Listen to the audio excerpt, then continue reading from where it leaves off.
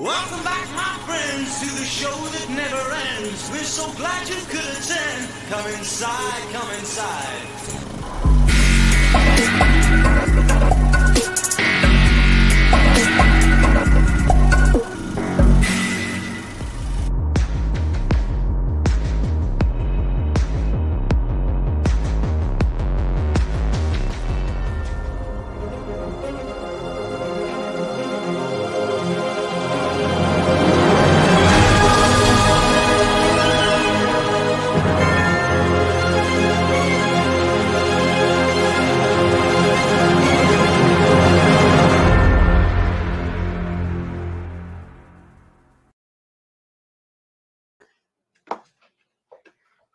Hey everyone. Hello! Welcome back to another beautiful episode of Show Business. We're going to have a lot of fun today talking about some of the best and worst movies of the year. My name is Lindsay of My 2 Cents of Nonsense. Check me out. I just dropped my $50. But Charles, as I pick up my pride, tell them about yourself. I still maintain to be Charles, even though someone literally took my state from me. But we'll let that person get to that. Hey, I'm Gray. What can I say? I'm here. I have conquered. Things are great now. The only reason you conquered because I wasn't there. That's all. It's true. I mean, take it when they're not looking. Big void while I was gone. Yeah, so we're a little weird, and perhaps we might be weird next week due to Christmas, but last weekend, already forgettable, Moana 2 maintained number one position with 27. Wicked maintained 2 with 23. However, the drop-off is interesting as Wicked is only down 38%, Moana 2 down 48%. I don't think, if you look at the total domestic, I don't think Moana 2 will catch Wicked because Wicked is at 359, Moana 2 is at 337. Which leads us into the newcomer of last week, which is Kraven, only bringing in 11 million. Oh, that's a cute one. Gladiator 2 with 8 in fourth place. Lord of the Rings, I put what is it? The Winds of the Reckoning? The Winds of Winter. But no, it's Lord of the Rings, The War of the Rohirrim.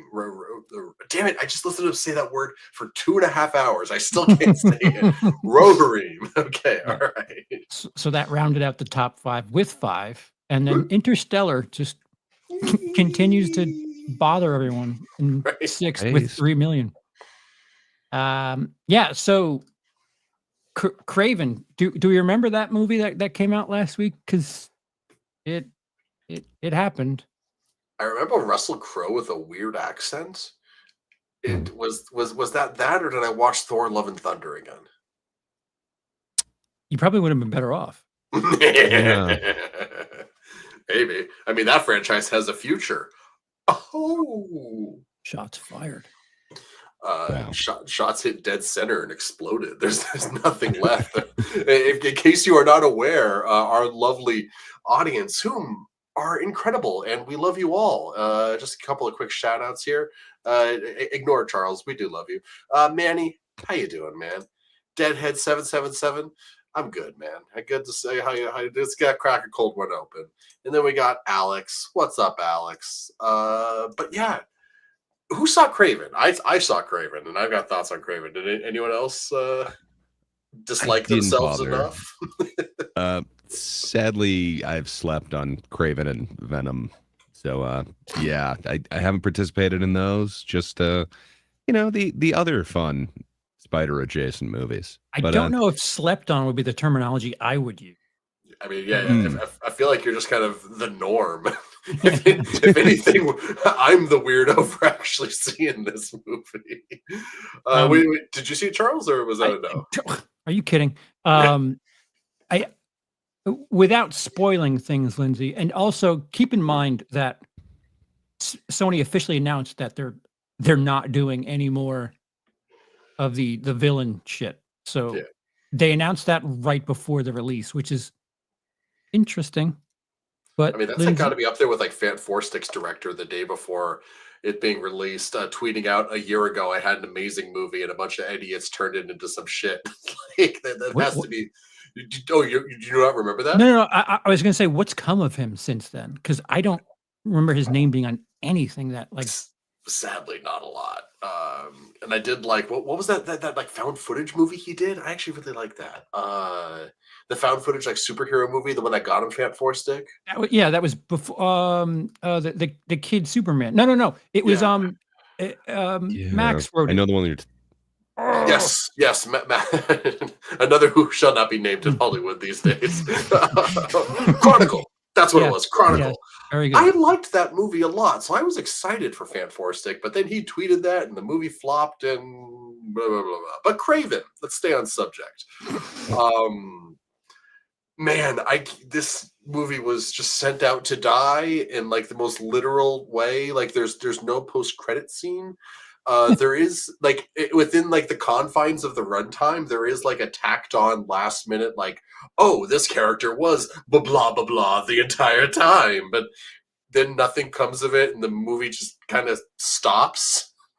So like it's like it was meant to be a post credit scene, but then they didn't care enough to put it in the credits, so they just kind of put it within the movie. But that aside, this is the story of a bunch of Russian people with mixed Russian accents, talking about family and hunting for 2 hours. And I think this is worse than Madam Web. This is definitely worse than Morbius, which at least has Doctor Who doing his I have sex dance, which brings that 2 movie up to like a 9 for 3 minutes and then back down to a 2 again. Kraven was. So I don't want to argue with you because you've seen this and I haven't, but the abs though, like, do they make up for the lack of movie in this movie? Aaron Taylor Johnson did 5 quadrillion sit-ups for this movie and didn't drink water for a year leading up to the shoot. And when he took his shirt off, it was incredible. I'm not really into guys, but even I kind of went, oh, like. He put the work in, and he's good. I like Aaron Taylor Johnson.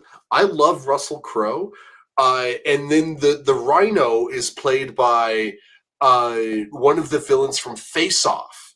I'm blanking. One of the villains had a brother. 1995's Face Off. Oh yeah. Okay. And he's bringing like the same amount of energy. Like the guy playing the Rhino is the only actor in this movie who seems to understand how bad this film is. Better or worse than Amazing Spider-Man, Paul Giamatti? Well, I mean, Paul Giamatti's always Paul Giamatti. It's but hard with to a CGI head in a. Look. I don't think he's in a suit this time. It's not. I will avoid spoilers on how they handle the Rhino, but when they're both just not good. Neither is really better than the other. Because I love Paul Giamatti, but I also love the actor who's playing the Rhino in this. So it's like they're both terrible characters played by actors who are just kind of having fun, and so that does breathe some life into the projects. But like this thing is so slapdash, and you feel it. Like right before Kraven gets his superpowers, he's off on this big hunt with his dad. They're like hunting lions, and they're hunting the lion who hunts lion hunters. So it's like a really big deal that they get this lion because he's like the king hunter. But right before, big kind of extra lions. There's like this random scene where this character is hanging out with her grandma, and her grandma's like, "Oh, granddaughter, I have done your tarot cards, and this is what the individual tarot cards mean. And that means that one day you will give this magic potion," that she then hands to her granddaughter, "to a great man who will become an incredible hunter and fighter and challenger, and it will save his life and make him a superpowered superhuman.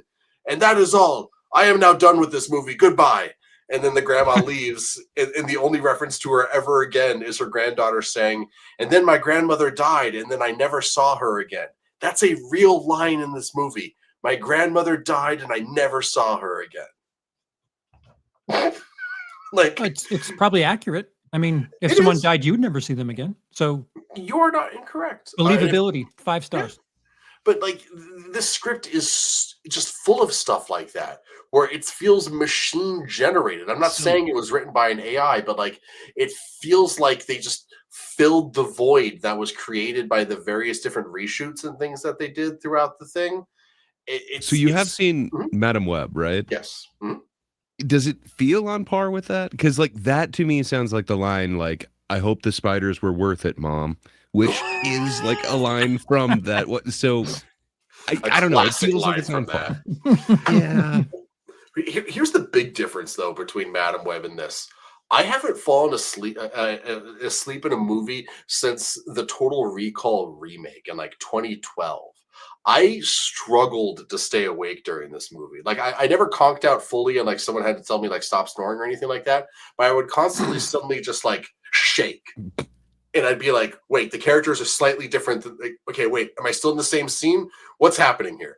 But because the first act is just so many different scenes of people just basically saying hunter, family, hunting, family, just like Fast and over Furious. Kind of. Yeah. But You're in like a Fast and Furious movie. but without the charm, if that makes sense.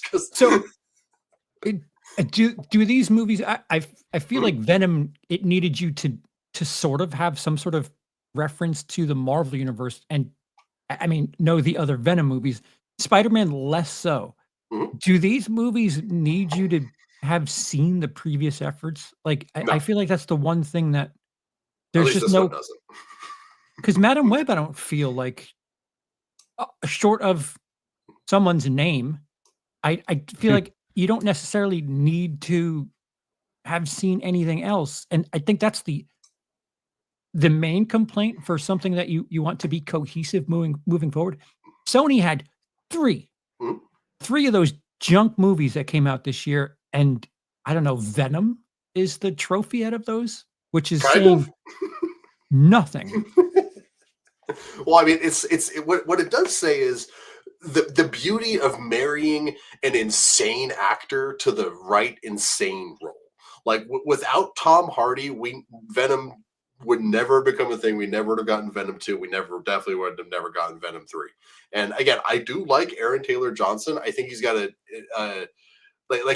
he's a big guy, but he doesn't really have like the voice of a big guy. Like I think he's got an interesting presence in film. I think he's funny. I think he's talented, but he's just not really. This isn't the right role for him. Like he still kind of has that kick-ass energy a little bit, or at least to me. It's been a decade. That's what I'm saying. But like he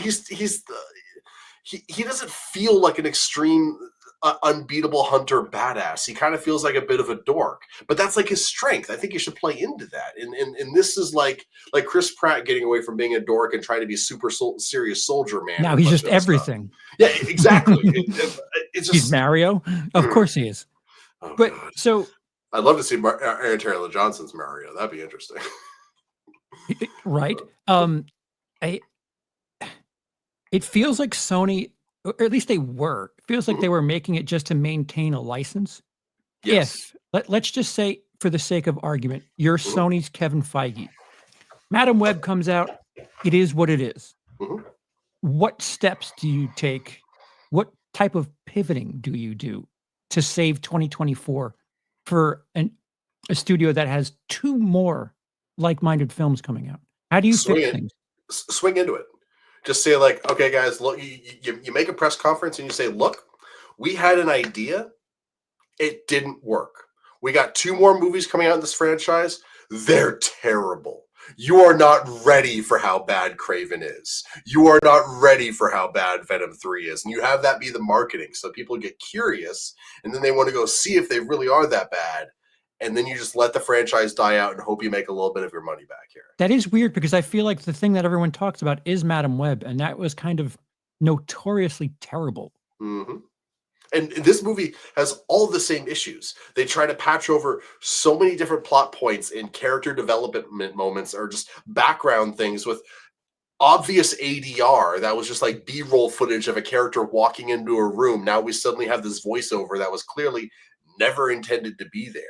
It just reeks of a movie that was hacked up in the edit that was never really figured out what they wanted to be in the first place. Like, I haven't even mentioned a character yet named the Foreigner, who is a villain that you could delete from this movie and nothing changes. He has this crazy power set where when I was watching the movie, it seemed like he could stop time for a few seconds, but I guess that just like You he just fell asleep. hypnotizes people. Oh, did I? Yeah, yeah. No, That was time standing still.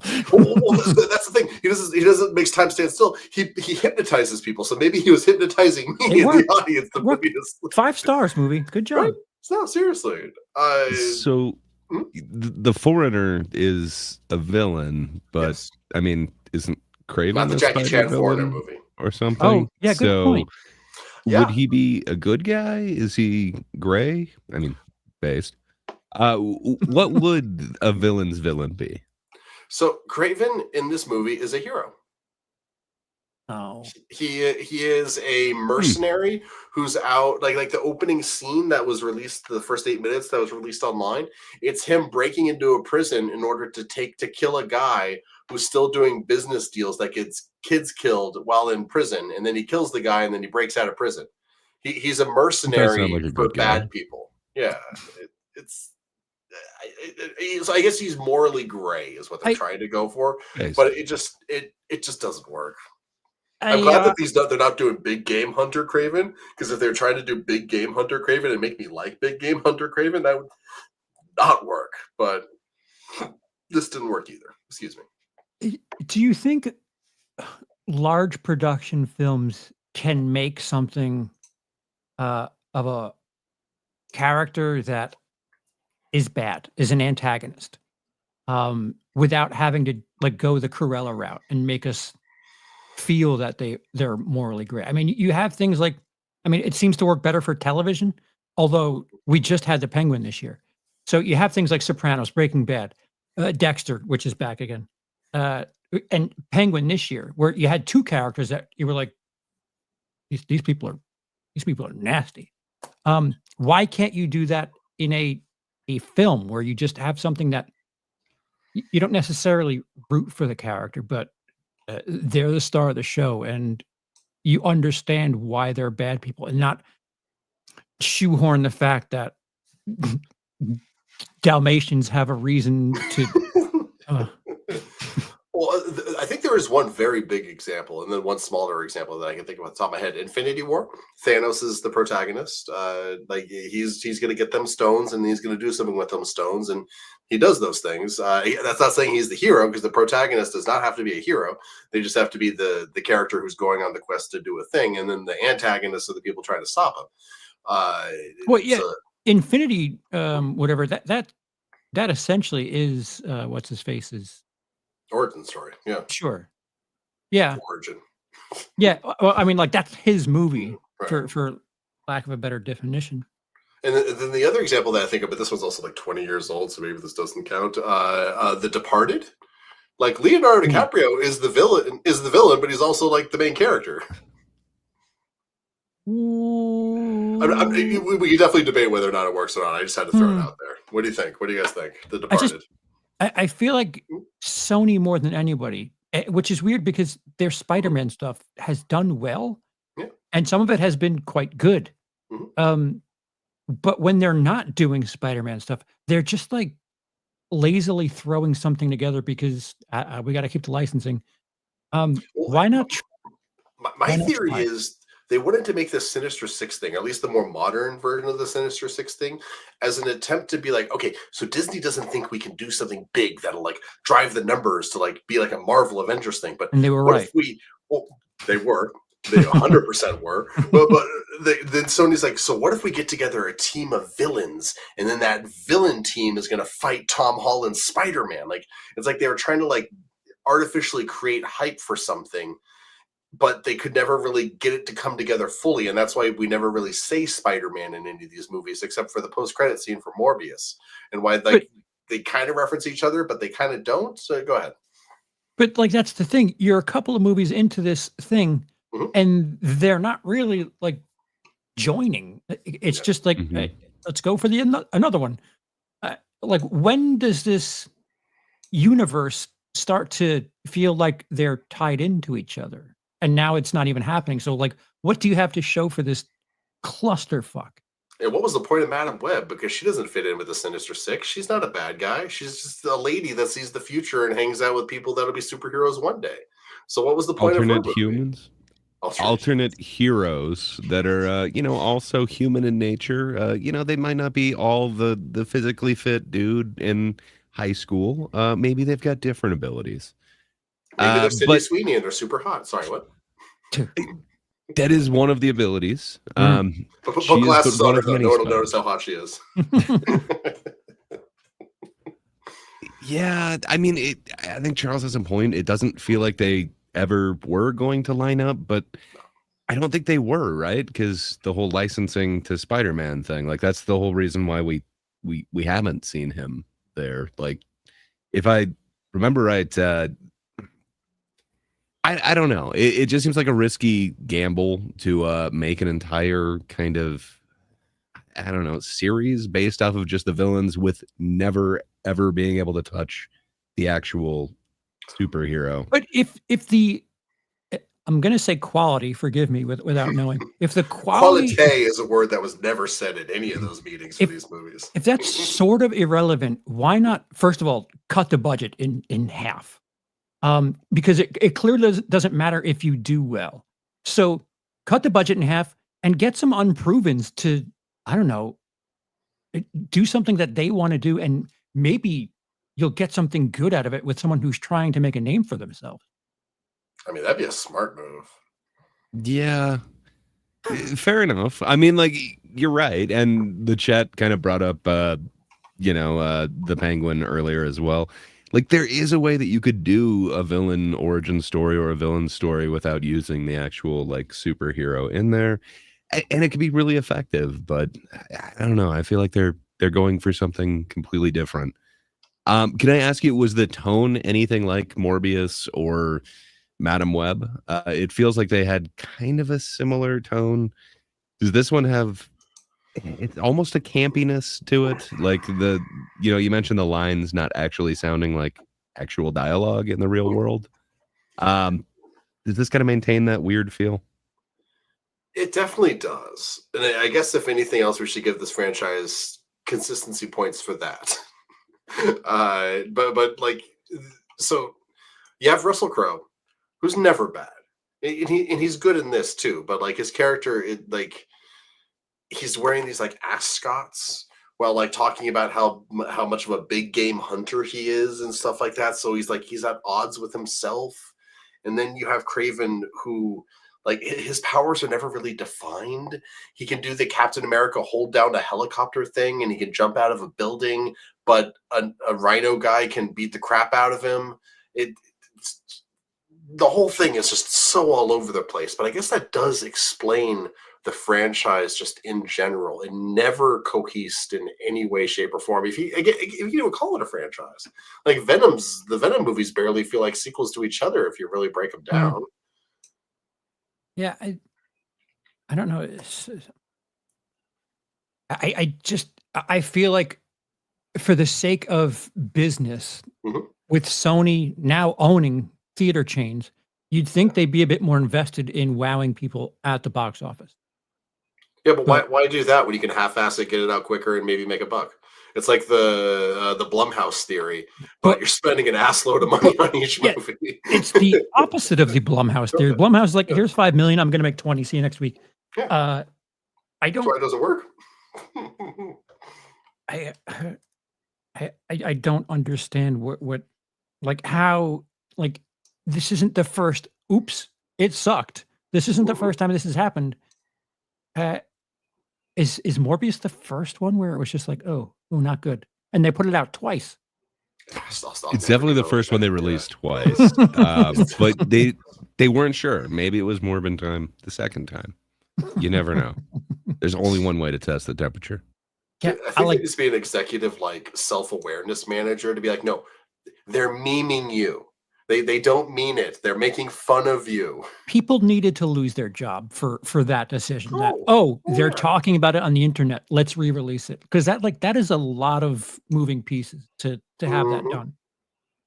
I don't know.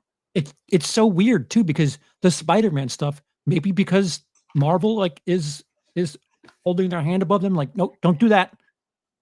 But this Spider-Man stuff, even the animated stuff, is incredible. So how is this the same studio? That's a very good question. Although, did you hear the confirmation that the Beyond the Spider-Verse director was confirmed this week? Movie that's been in production for like a year. That was Wait, what? yeah, like so the sequel to Across the Spider-Verse. Did they Beyond the not have a Spider-Verse. director until just now? Apparently, like I don't know why they would need to announce it if it wasn't official until just now. So it's a little worrying. But even if Beyond the Spider-Verse flops, Across the Spider-Verse and Into the Spider-Verse were incredible. Fantastic, yeah. Absolutely amazing movies. So I guess it's just maybe it's the creative team. Who do we know who's in charge of the Spider-Man villain universe? Have they ever announced who their Kevin Feige is? Do we know? Do they even have one? Is They might not have Avi one. Arad? I guess Avi Arad, he's doing the Spider-Verse stuff because it was his idea to use the spot and Across the Spider-Verse. So I guess it can't be. I don't know. Well, to another property that this is the worst performance in the Peter Jackson era. Oh yeah. Although it's animated. So Lord of the Rings Twatwer in fifth with 5 million. And Lindsay, you just saw this, if I'm not mistaken. I did. I watched that today instead of the Santa movie because I forgot about the Santa movie. Am I the only one that's seen Twatwer? Am I flying solo on this one again? Yeah, I have not seen it yet. I was going to take my time on. It is a weird movie. On the one hand, it is very slow. And the first little bit is pretty boring because there's 100 million different characters they need to introduce. There's a bunch of dates. There's a bunch, I know that's like Lord of the Ringsy things to be like, and in this age, the didgeridoo did the dwandaligging and stuff like that. But it's not presented in an overly interesting way. Like something that Twatter, and I'm just going to keep saying that, really desperately needed was what the Fellowship of the Ring had. That big, badass, bombastic opening that grabs your attention and then, introduces the world of what's happening. Go ahead. Yeah. It's anime too. And it's what people have been like kind of crying for. Like, okay, so it's really hard to adapt a book of that size to, a movie and keep it like somewhat of a cohesive short experience that's going to be enjoyable. But you've got animation. You can do almost anything with it.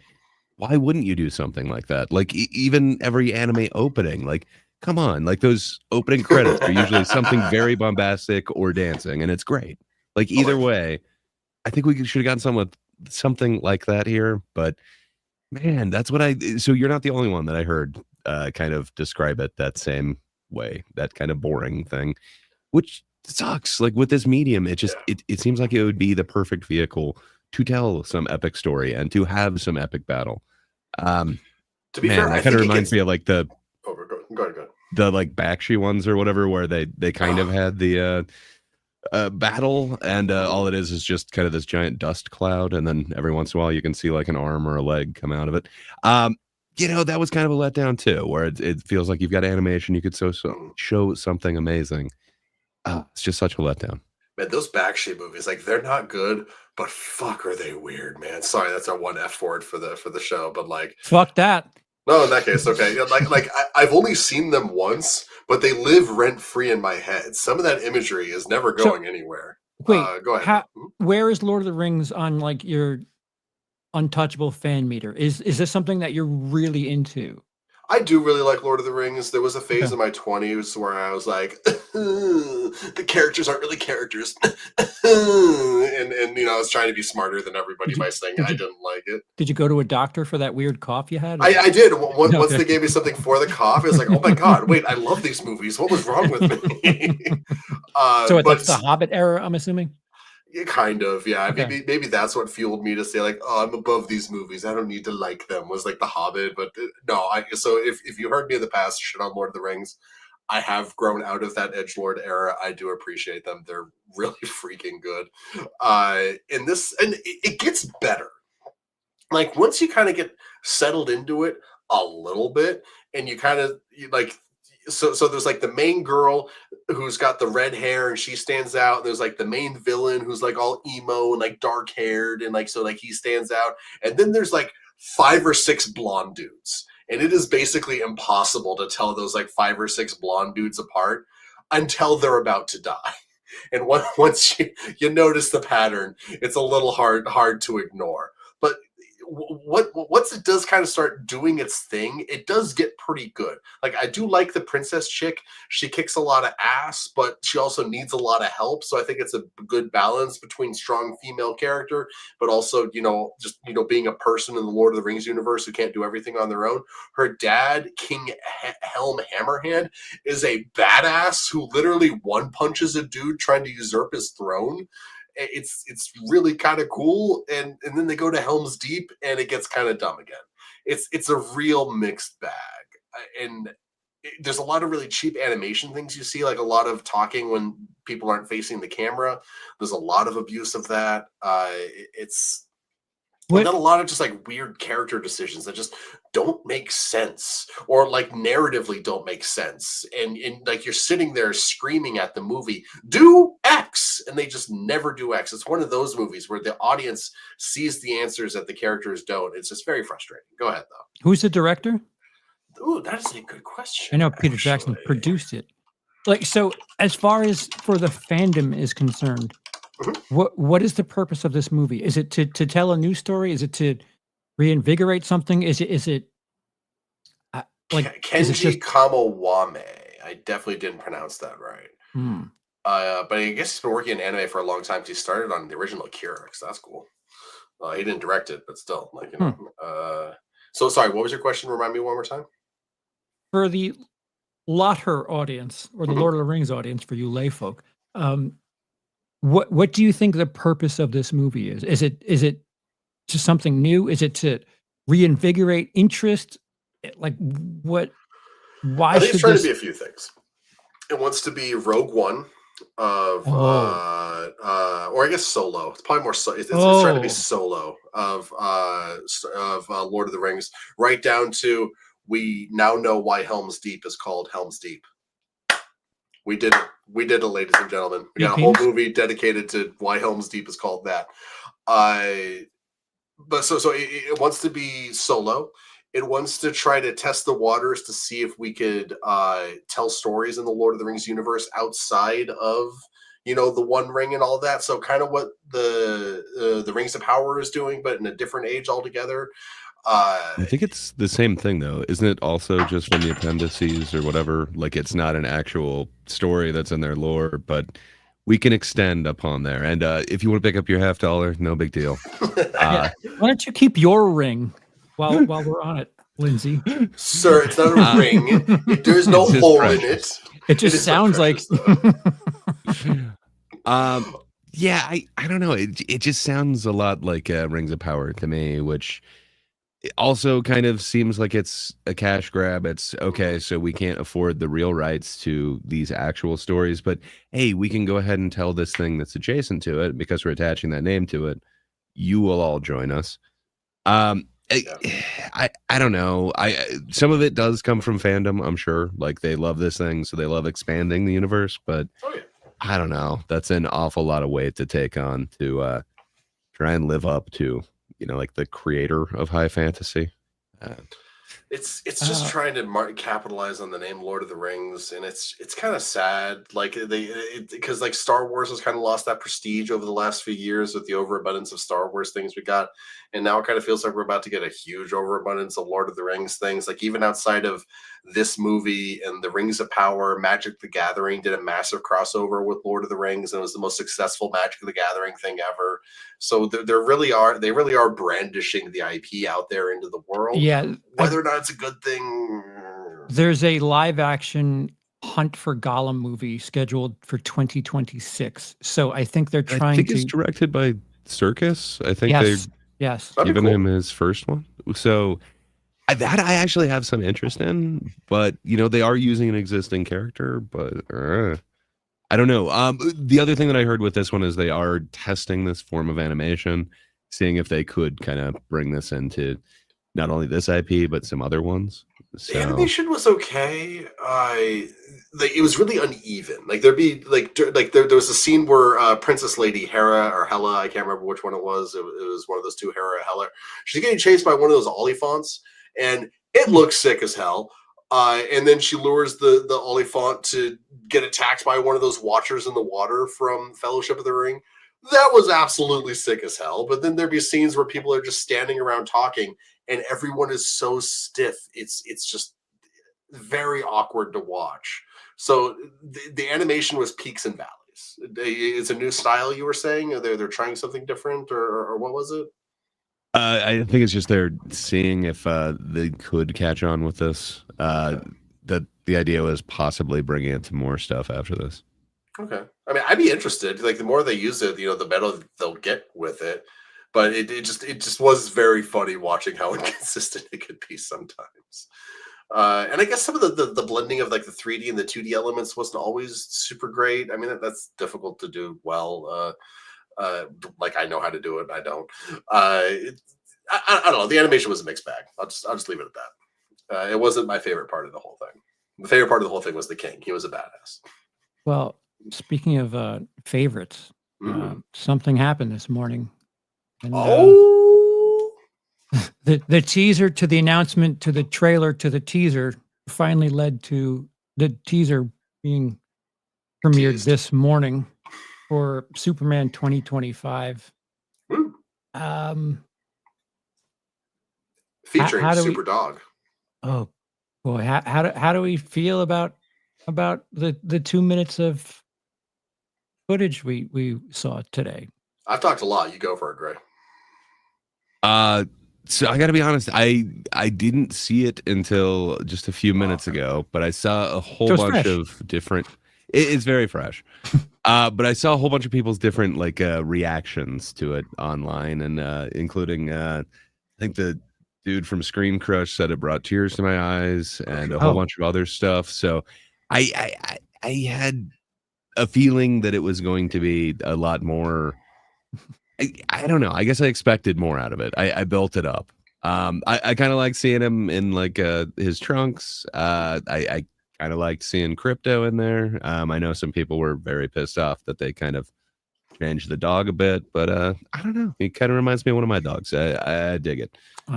So I think that was the highlight of the trailer, was seeing Crypto for me. But I don't know. I guess I was kind of expecting more from the reaction that people keep getting. I don't know. As kind of a lay person, I always thought, why could you not tell the difference between Clark Kent and Superman? In this, they at least kind of changed his hair up. There's some plausible deniability. I kind of dug that.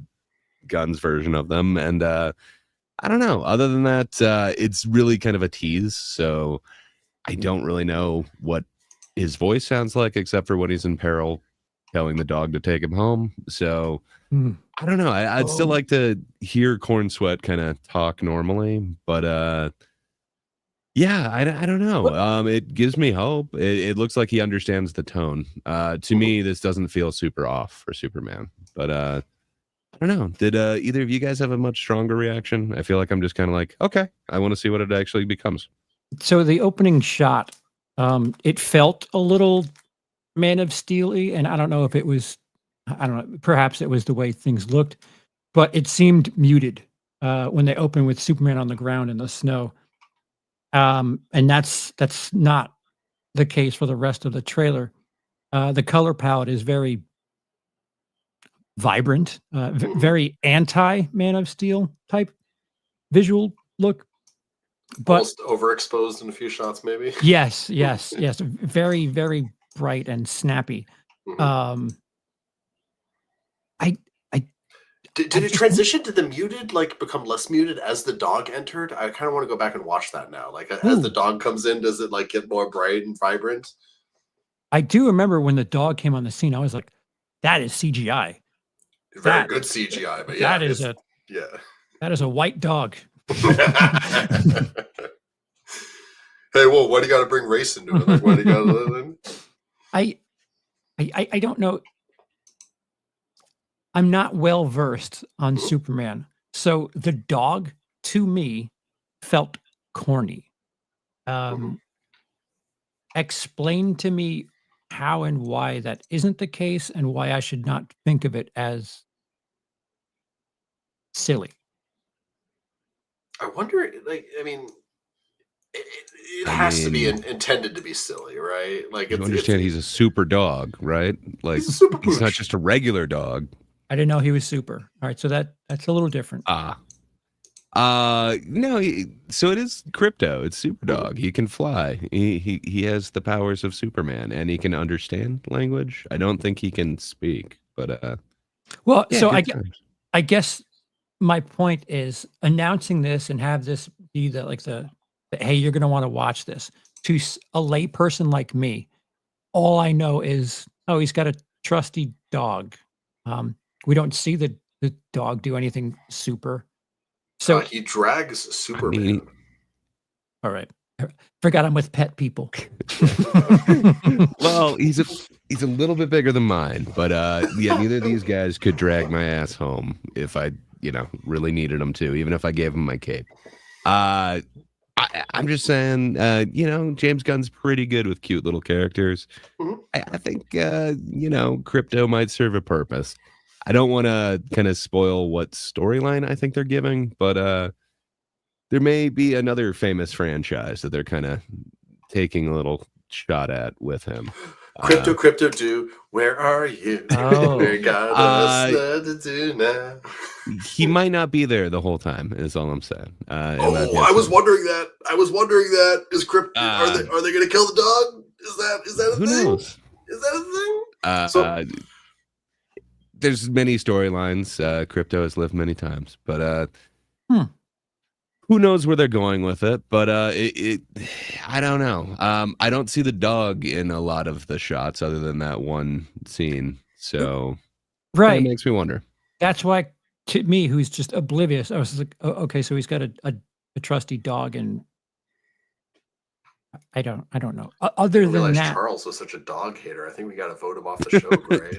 well, He's a super dog, though. You don't understand. He can lift his body weight by his cape. To be fair, when Guardians, the trailers were out for that, I was like, a talking raccoon, come on. And what about the tree?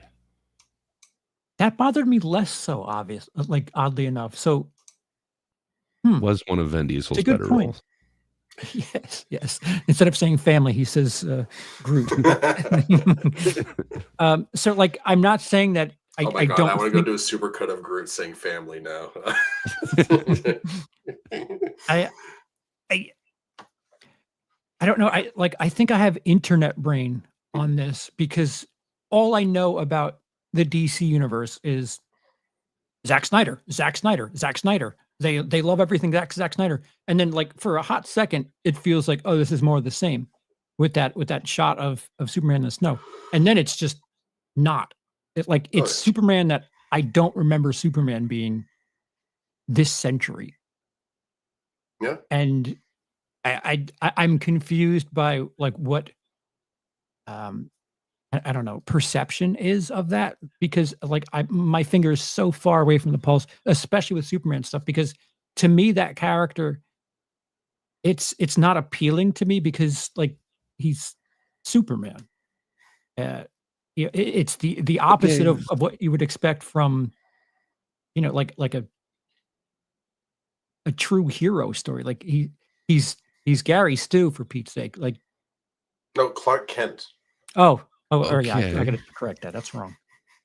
Well, he's obviously injured, so I do like that. Somebody did something that can hurt a superhero. So I think that's a great choice. Honestly, the first time we see this Superman, he's in the snow with his ass kicked very thoroughly. That I think that sets the tone in a very. How do you know his ass is kicked? He maybe just slipped. He's got blood coming out of his mouth.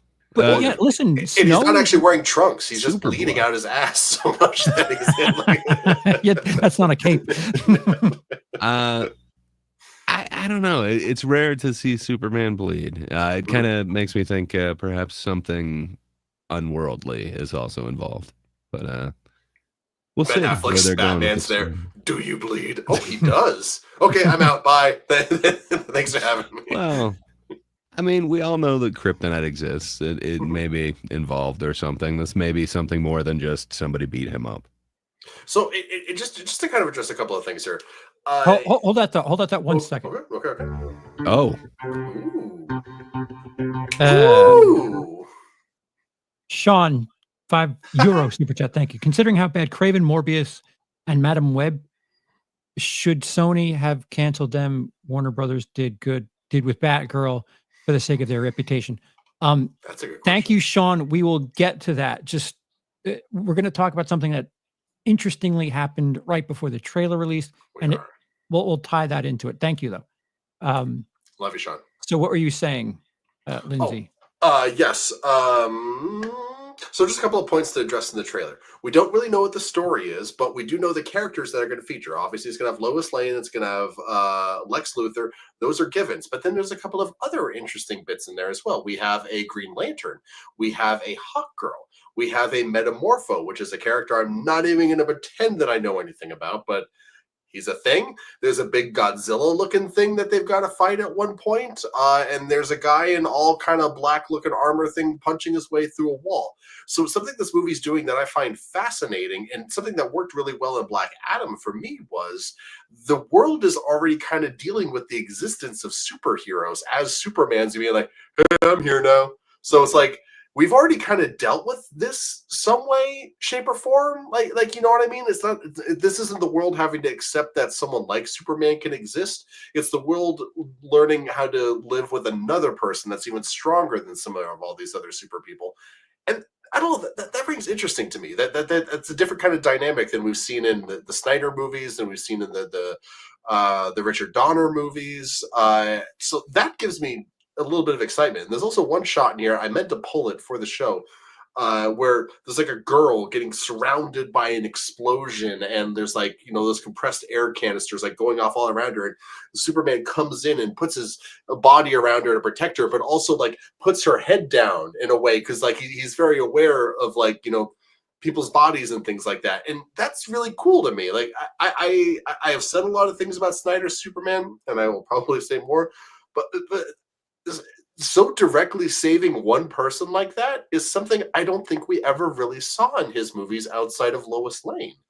And so opening with the world already has superheroes all over the place, and opening with Superman directly saving someone like this, I'm fascinated to see where this is going to go. Again, we saw nothing about the story. We don't know anything about the characters. And as Grace said, we haven't really heard like an actual conversation with David Cornsweth yet. I don't know if I'm pronouncing that right, as Superman. But honestly, I'm excited to see where this is going to go. That's where I'm at right now. Is this a franchise that seems to only be, well, not only, be best suited to be around when the world isn't doing so well? Yes and no. I think there's a lot of things you could do with Superman if it's not necessarily an end of the world type of scenario. You know, there's always like the little things that mean a lot, or like the little gestures, or maybe you could like, I don't know if there's any Buffy heads out there, but one of the best episodes of Buffy the Vampire Slayer features very little Buffy the Vampire Slayer, and it's actually her friend Xander going around on the most mundane, stupid high school themed supernatural thing you could imagine. But it's really great because in the background, there's like this world-ending event happening, but Xander's off kind of doing his own thing. So I wonder if they could like do a movie like that, where it's like Superman's kind of doing his own thing, and so he's separated from like the big world-ending thing. I don't know. Does that make any sense, or am I rambling over here? It sort of does. I just, I don't know. Things, my understanding of what superhero movies are supposed to be is just totally jarbled at this point. I would assume that these types of movies would be something that, you know, the movie-going public would want to be inspired by. And considering where the world is at right now, is Superman a believable thing?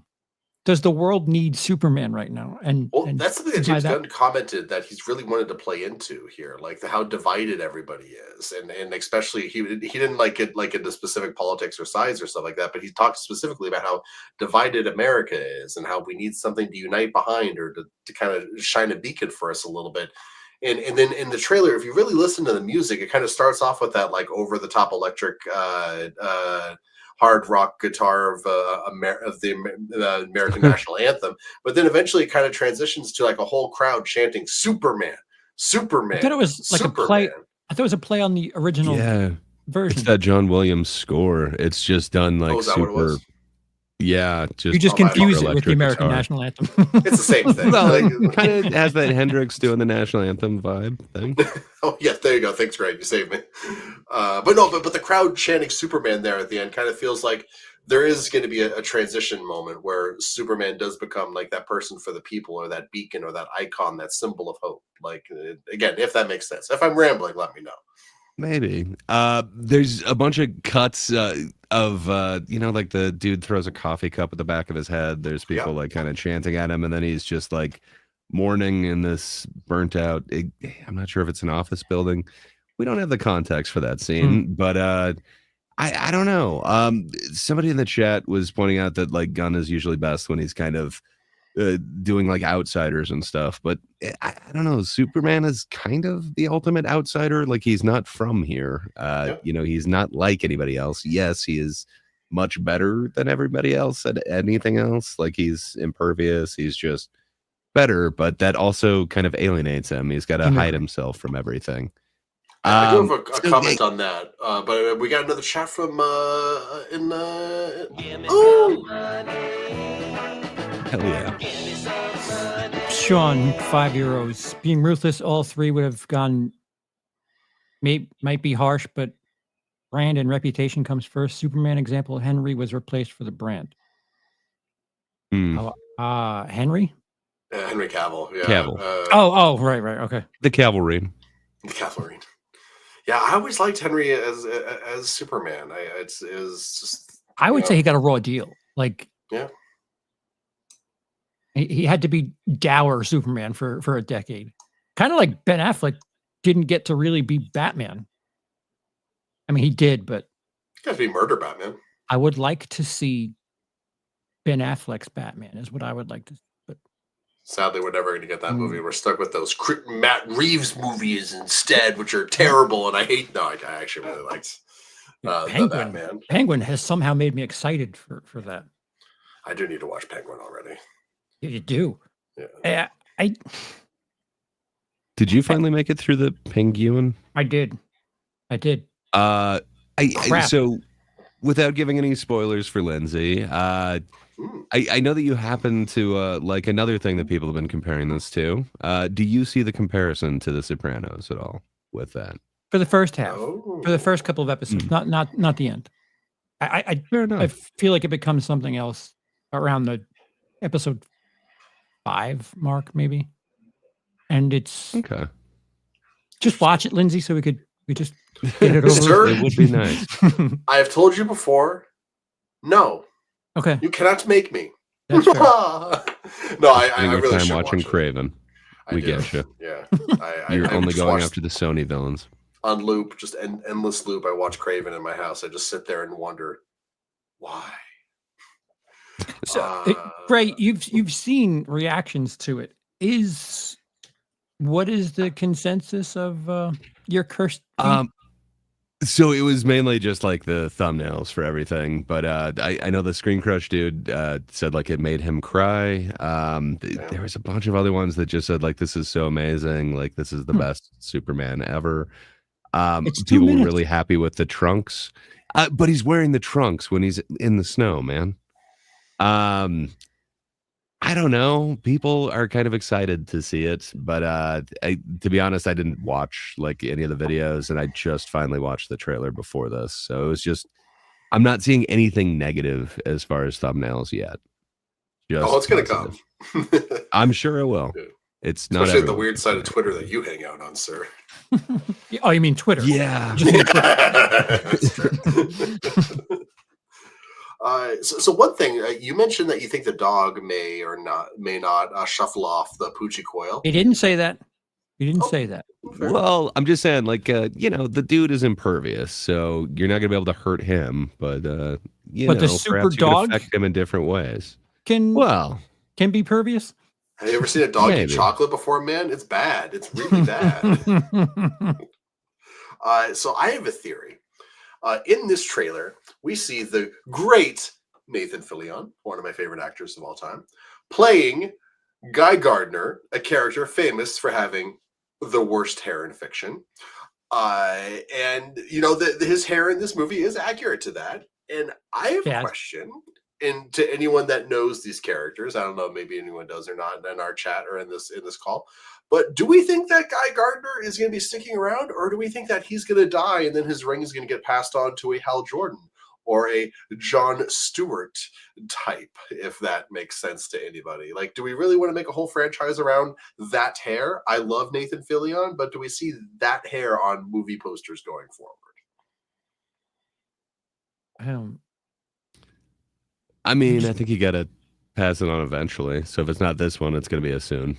Okay. The next I couple. recognize that you said a bunch of words in English. Was it English? Whether or not I interpreted any of that is up for debate. Well, your opinion is meaningless because Jacob agrees with me. Ha ha! Victory to Lindsay. Well, I mean, that's my point with something like Superman. You need some sort of stakes Someone needs to die. when the guy is like the strongest thing ever. Mm-hmm. Like that's where it takes a bit to win me over with a story like that. Well, it's like one of the greatest Superman storylines ever is his dad dying of cancer because Superman can't do anything about cancer, and so it's a humanizing moment for him. That's weird. It's weird that the internet doesn't think of that stuff as Gary Stu stuff because he doesn't train to use the whatever vision that he has. So, sir, did you see Smallville? He trained a lot to use that heat vision so that he didn't burn the school down when he got horny. Okay, there was like multiple episodes about it. I didn't have 106 hours to devote to to lore. Actually, Smallville, I've been wanting to go back and watch that again. I wonder how it's aged. It's been a long time since I've seen it. I have a feeling it might not go so well if I did. But yeah, I'm excited for this. And it's been a minute since I've been really excited for a DC project. I do like Gunn as a director. I feel like, and I've talked about this on here before on the show, that I feel like he needs to hire a guy to tell him when the joke needs to end. But, this trailer didn't really seem to have a lot of jokes going on in it. So didn't have much of anything. That's also very true. There wasn't much dialogue in this thing. It's very, very true. Yeah. Fair enough. So I was wondering if Gunn could kind of hit that tone. I feel like what I saw of Superman feels like the correct tone to me. I think you could still have, the Gunn type of comedy and stuff. You do have foil characters, like you've definitely got Crypto. You could kind of make, the cute, lovable Rocket of this one or whatever for at least a time. And yeah. Do we know who his brother's playing, by the way? Sean Gunn. I think it just got announced, or I saw it on the IMDb page. He's playing Maxwell Lord, Pedro's role from Wonder Woman 1984.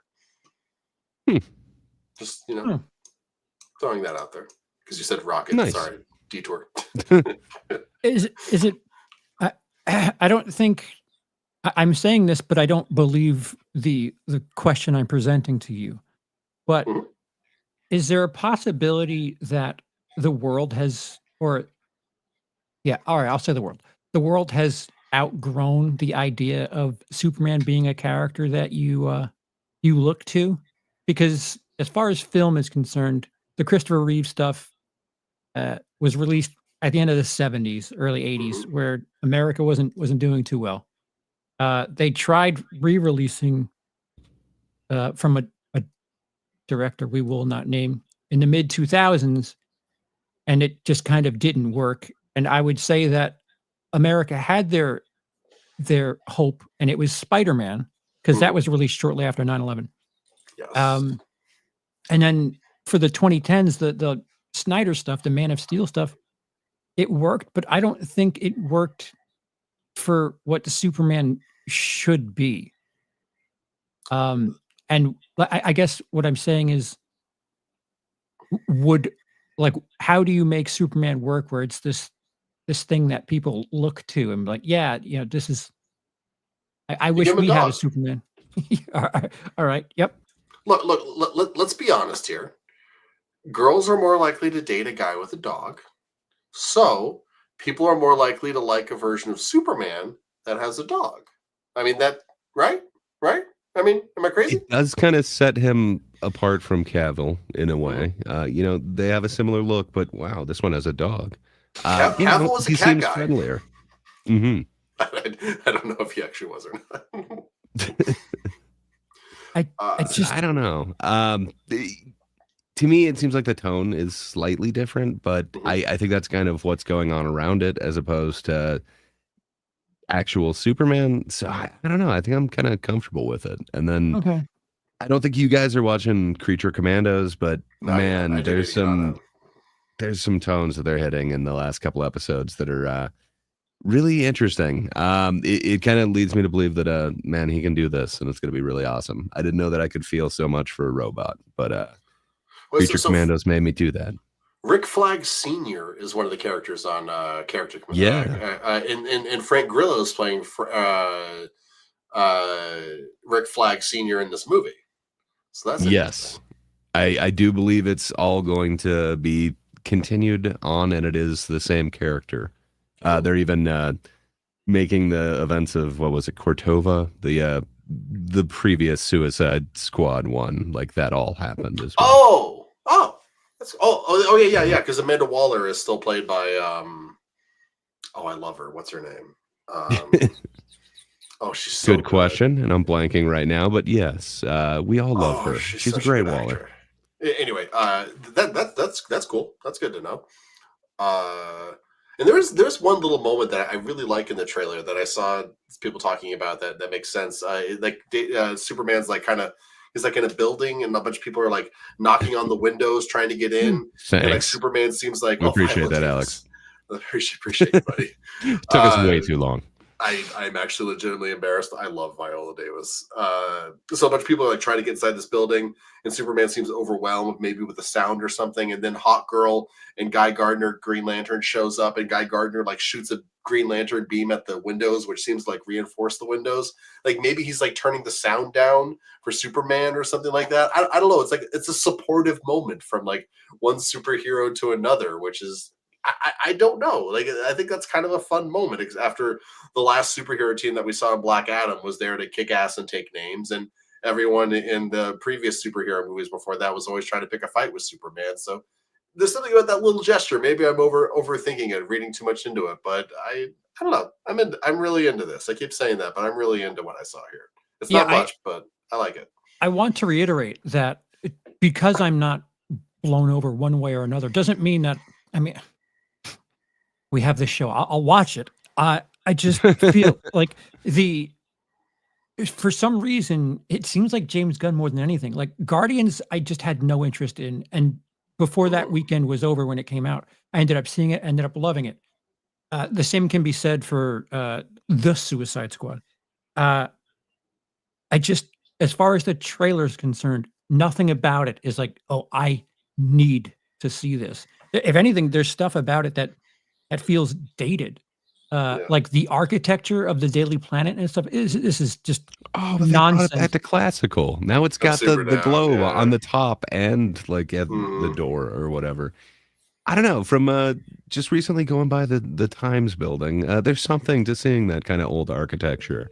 What can I say? Sure. It brings something, kind of magical to it. It gives it some gravitas, and to see it.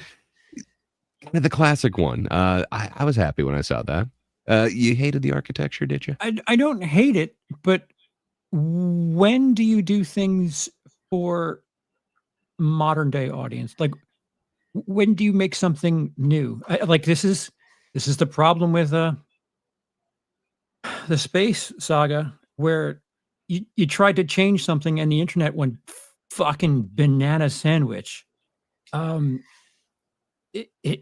If you're trying to like redo something and make it modern, why do you always feel the need to have the same old shit? And like, is Superman not a thing that you could have in modern society? Yeah. Like there is always that question. It's so hold on. So to the architecture thing, if you look at like this is a bad comparison. Any fast food joint in the last 5 or 10 years, they constantly get remodeled to be these lifeless gray squares, basically. Yeah. face. Yeah. So I would think even to lean into that as just how lifeless modern day society is, lean into again, it's just an aesthetic thing. It's bullshit. It's not really a complaint. It's just, oh, we're leaning on member berries and hot things to get people to be wowed. And I guess that's what trailers serve a purpose for. But give something Gen Z can like I don't know, relate to and think of as the world around them. That's an interesting point out from Jacob. Yeah, that's We just fair. got modern Man of Steel, and I think a lot of the point of this movie is to try to both like bridge the gap between like that modern interpretation of Superman and the more classic Richard Donner thing, which that could be a difficult needle to thread, but Yeah. if you could pull it off, you could have that hope, but also still that edge and that grittiness. I think that could be interesting. And hold up. Give me some money. Jacob, cheers. Executive producer Jacob Benson, thank you very much, sir. So Again, it's I'm not trying to shit on the movie. Mhm. I'm thoroughly exhausted from superhero fatigue.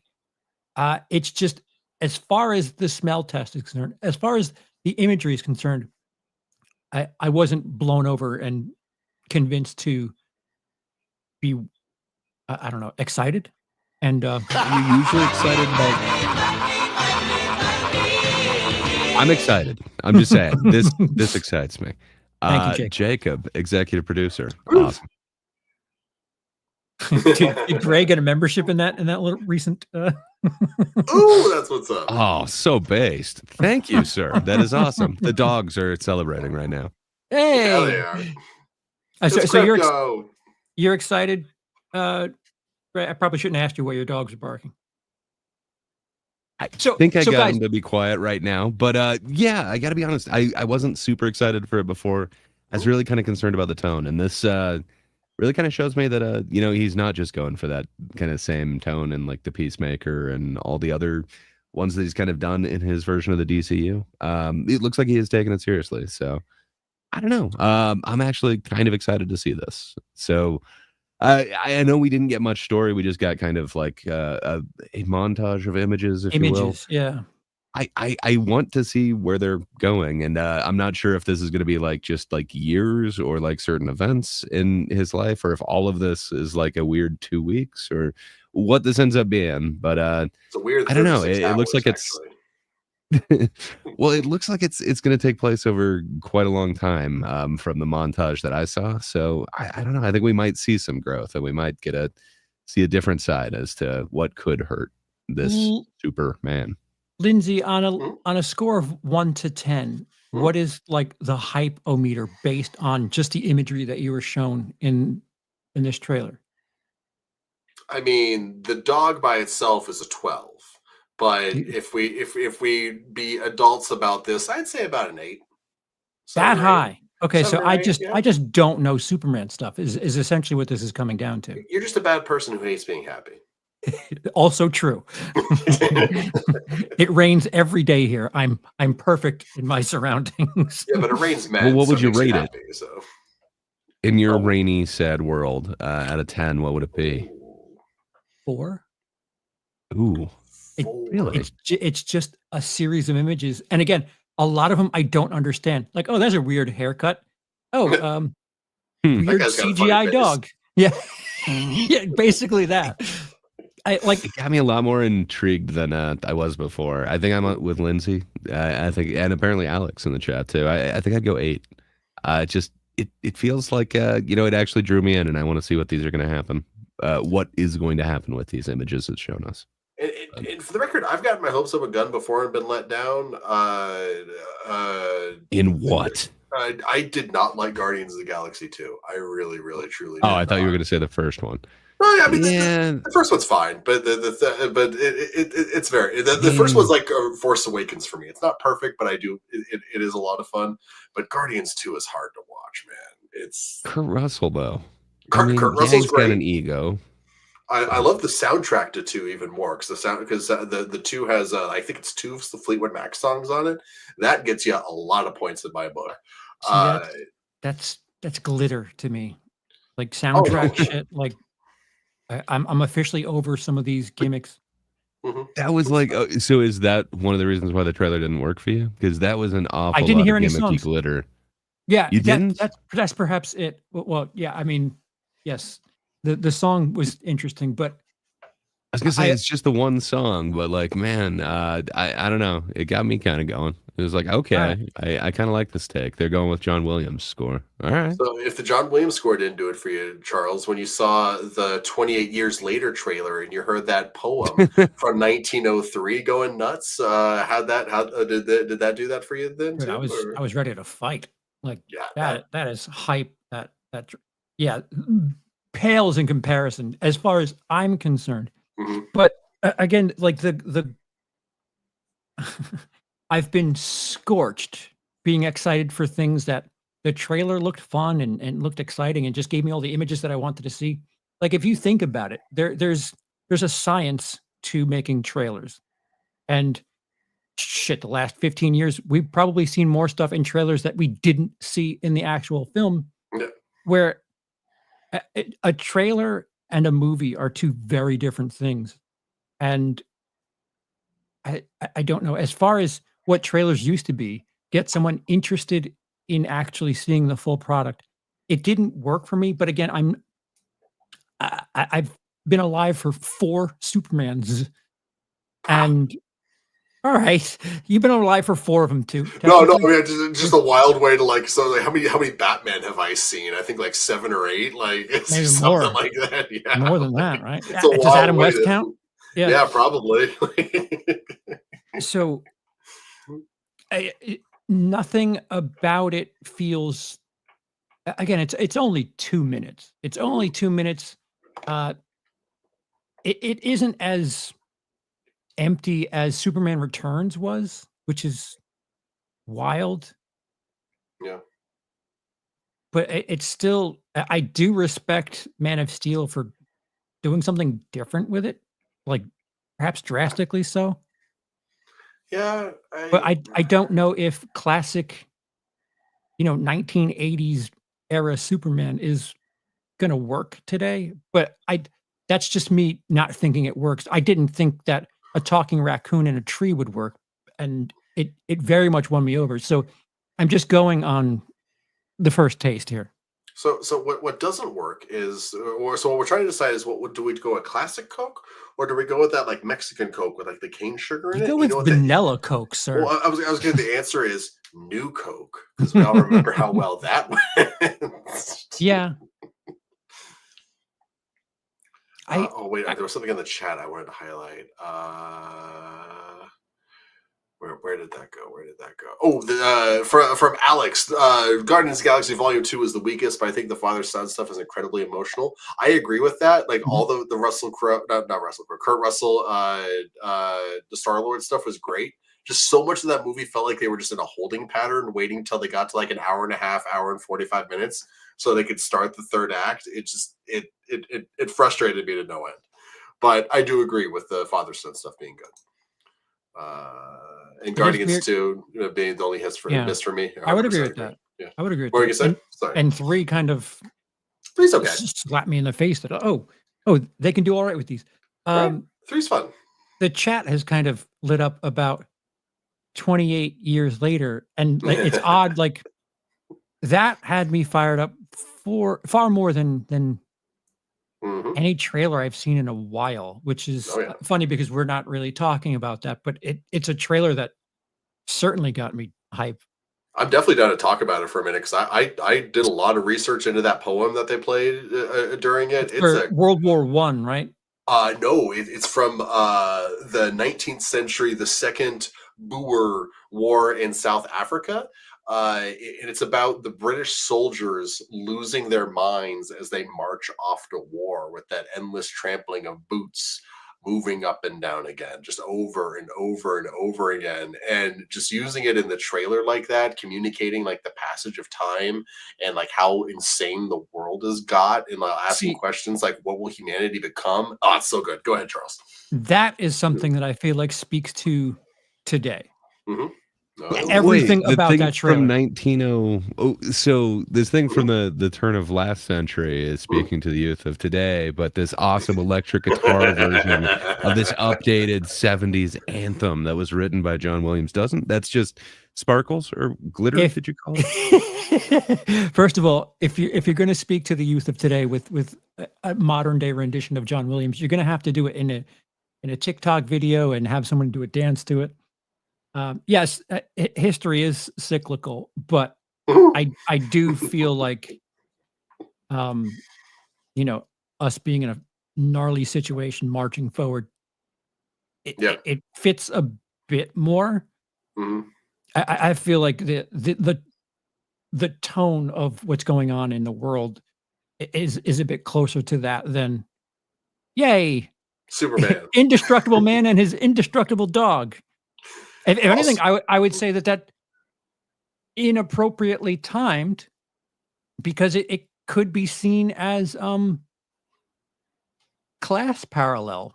That's interesting.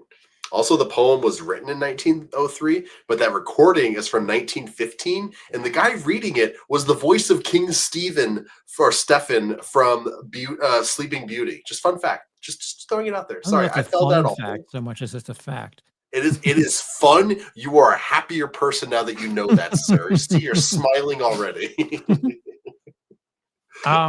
Yeah, I definitely fell down the rabbit hole with that one. But it is crazy. Like I like the Superman trailer, and I'm interested to see where it goes. But I am not like I am like an 11 or a 12, like legitimately for 28 weeks later. Yeah, and very similarly so. What else can we see from zombies? Like that's another thing where it's like superhero zombies. What have we just had way too much of in the last 15 years? Both. Yeah. Take those two and blend them together. Yeah. Oh, here's a good one from good old Jacob. The poster for 28 years later says it all. Time didn't heal anything. Yeah. Sometimes time doesn't heal wounds. What can I tell you?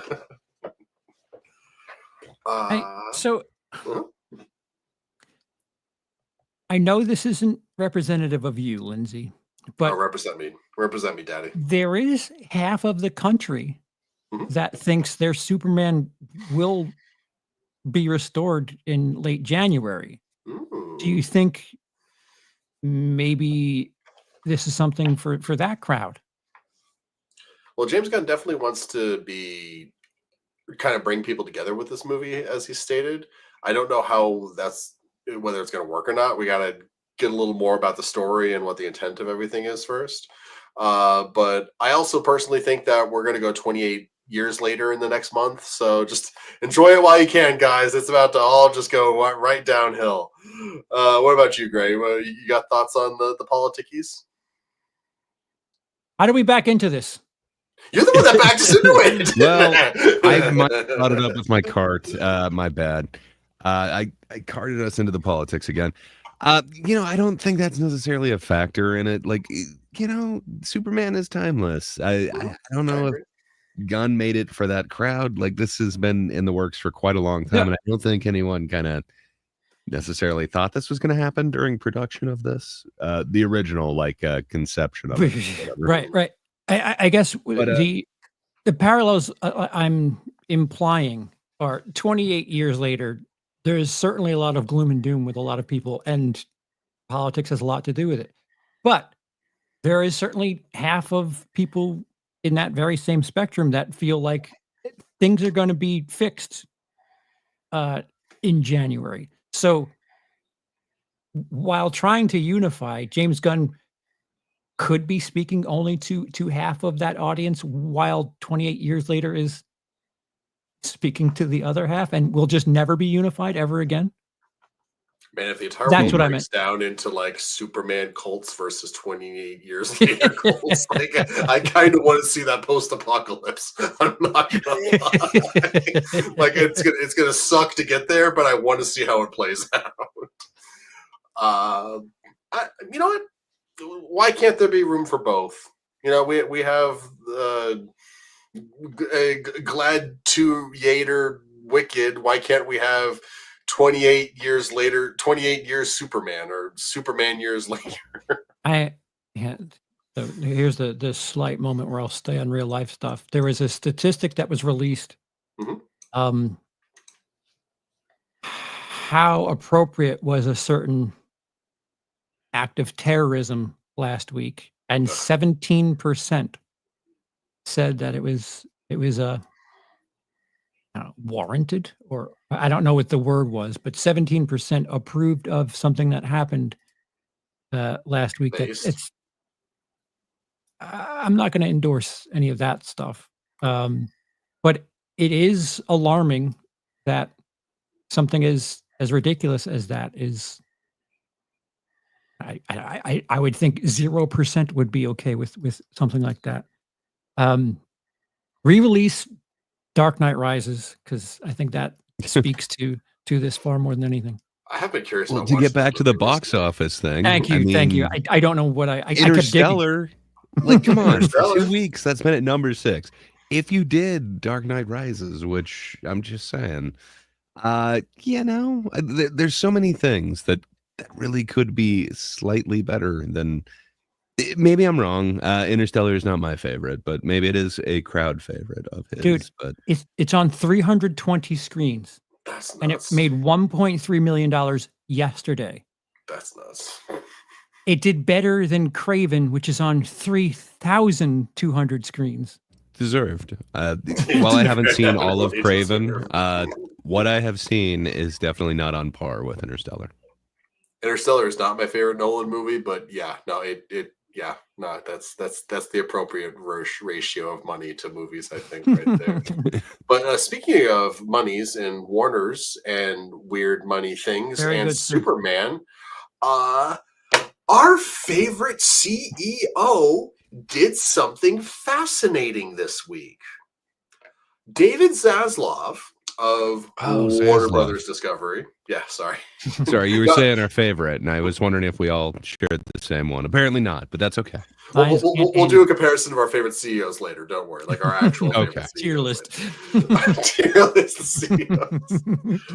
So before we got the full trailer today, there was a teaser trailer released 3 days ago that was just, couple of random clips and shots and stuff. If you spend time on Twitter, a lot of people were like, meh, color grading at it. But anyway, the same day that was released, David Zaslav sold $30 million worth of Warner Brothers stock.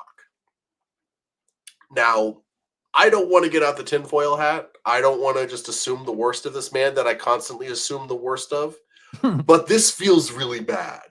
That's $30 million worth of Warner Brothers money that's just gone now.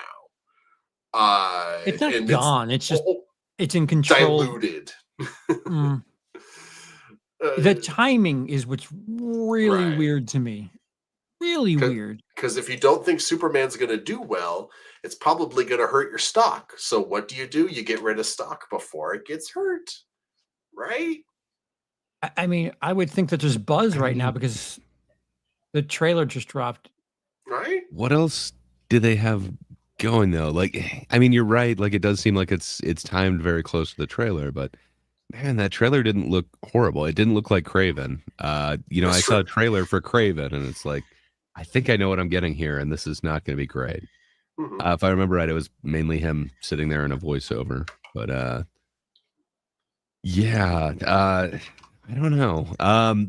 Are you getting the impression that he has no faith in the Superman thing? Because it still feels like they're going full bore with everything.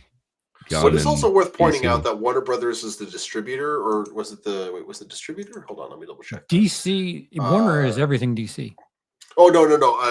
Warner Brothers is the distributor for Lord of the Rings, Twatter. Yeah. So, and that movie. It did not do very well at the box office this week at all. So Friday, we didn't do an over/under on that one, did we? We did. No. We did. And okay, sweet. I was going to say, like, I have vague memories of it, but it seems like it was so long ago. We all took the under, and we all won. Did we all won? So the day of that release, the 13th, the stock price for Warner was at $12.59. Okay. Today, Thursday the 19th, it is at $10.55. Wow. It's dropped 13%. Weird.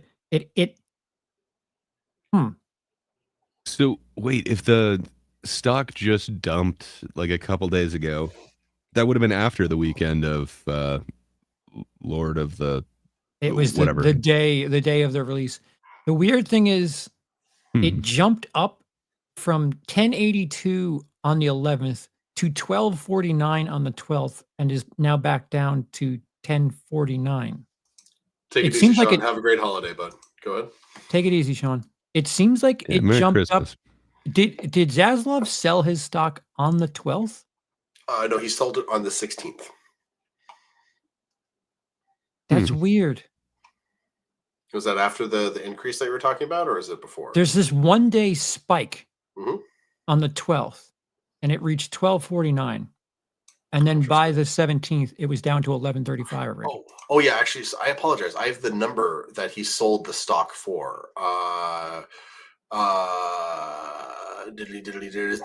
Zaslav sold 2.564 million shares of Warner Brother Discovery's Series A common stock on December 16th at an average weighted price of $11.73 per share, totaling about $30,075,720. Yeah, so it's been around $8 all year. Interesting. And for the month of December, it's been north of $10. So it's up. Also, fun fact: do you guys know how much David Zaslav is worth and what he makes in a year? Less than $23 million. Oh wait, thinking $23 million less. Over 30 now. He makes about $40 to $50 million a year, and he's worth about $400 million. Okay. So, what does he need this $30 million for?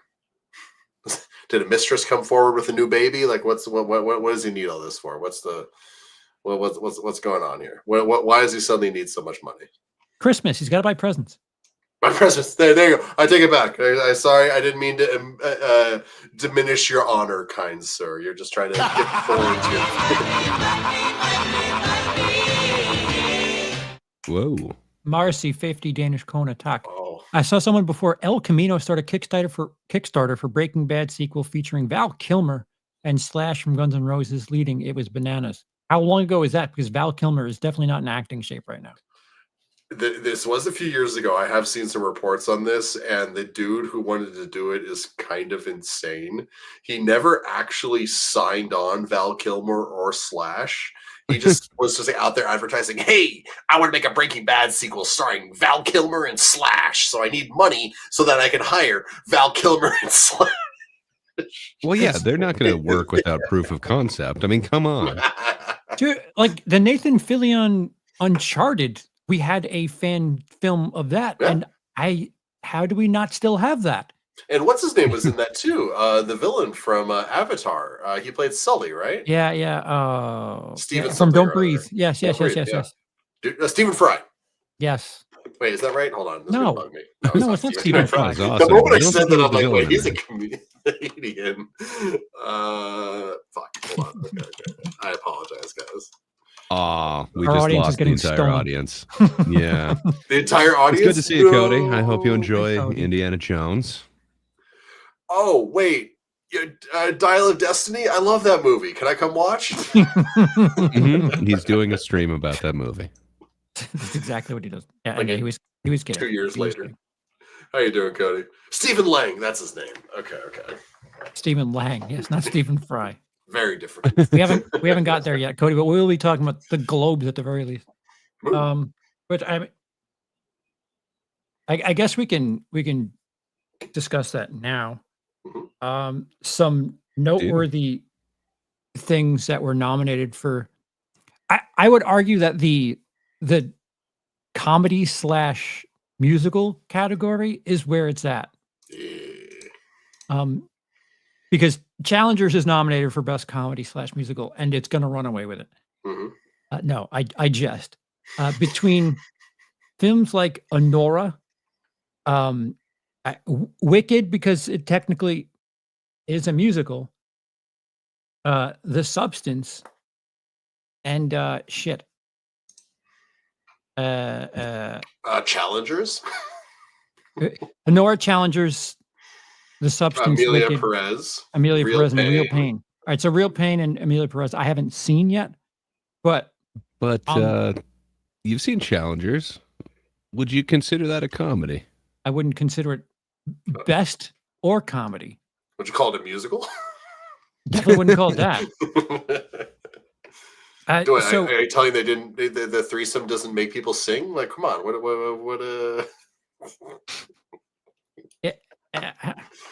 I don't know. I don't know what to gauge Wicked on. I don't know if it's that strong, but the fact that you have The Substance and Honora in the same category, I'm kind of fired up for it. It's an interesting run. Yeah. So I haven't seen Honora yet, and I'm really interested in kind of your take on it, because I've been told it is the comedy of the year, but I've been told that about like 3 other films where I was like, you consider that a comedy? So, out of curiosity, I know you're the box office guy, but you have a comedic background. Is Honora the comedy film of the year? Is that one actually fit this category? Yes. And I think part of I think, first of all, the first act, I don't think anybody would be able to call it a comedy. Although if a threesome in Challengers is comedy, then I guess the first act of Honora is definitely comedy.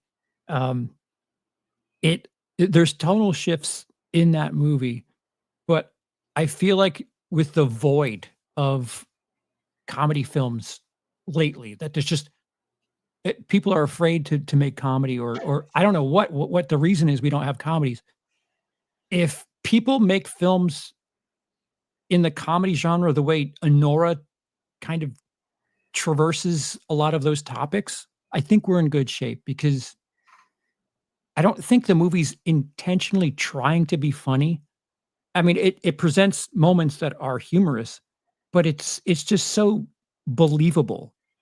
And I would say my comparison in my Letterboxd review is something like Married to the Mob meets Pretty Woman, but for like Gen Z, and respects the audience to it treats the audience like grown-ups, and it doesn't. Nice. It feels like it doesn't lean on like pratfalls or anything. No fat guy go boom. Yeah. It's wild that like I don't remember comedies, at least recently, being funny in the third act. It to me, it always felt like comedies. The first half was funny, but then, all right, guys, we gotta tell the story, and then we gotta wrap all this up. And it always kind of fails to have big laughs for the, I would say, third act, maybe even second half.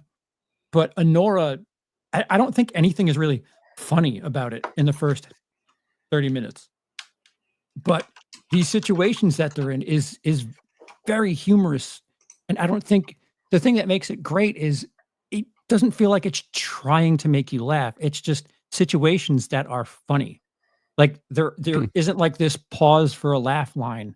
It's just the situations are funny, and the cinematography is great. It's not all flat lighting and everything's just saturated to shit.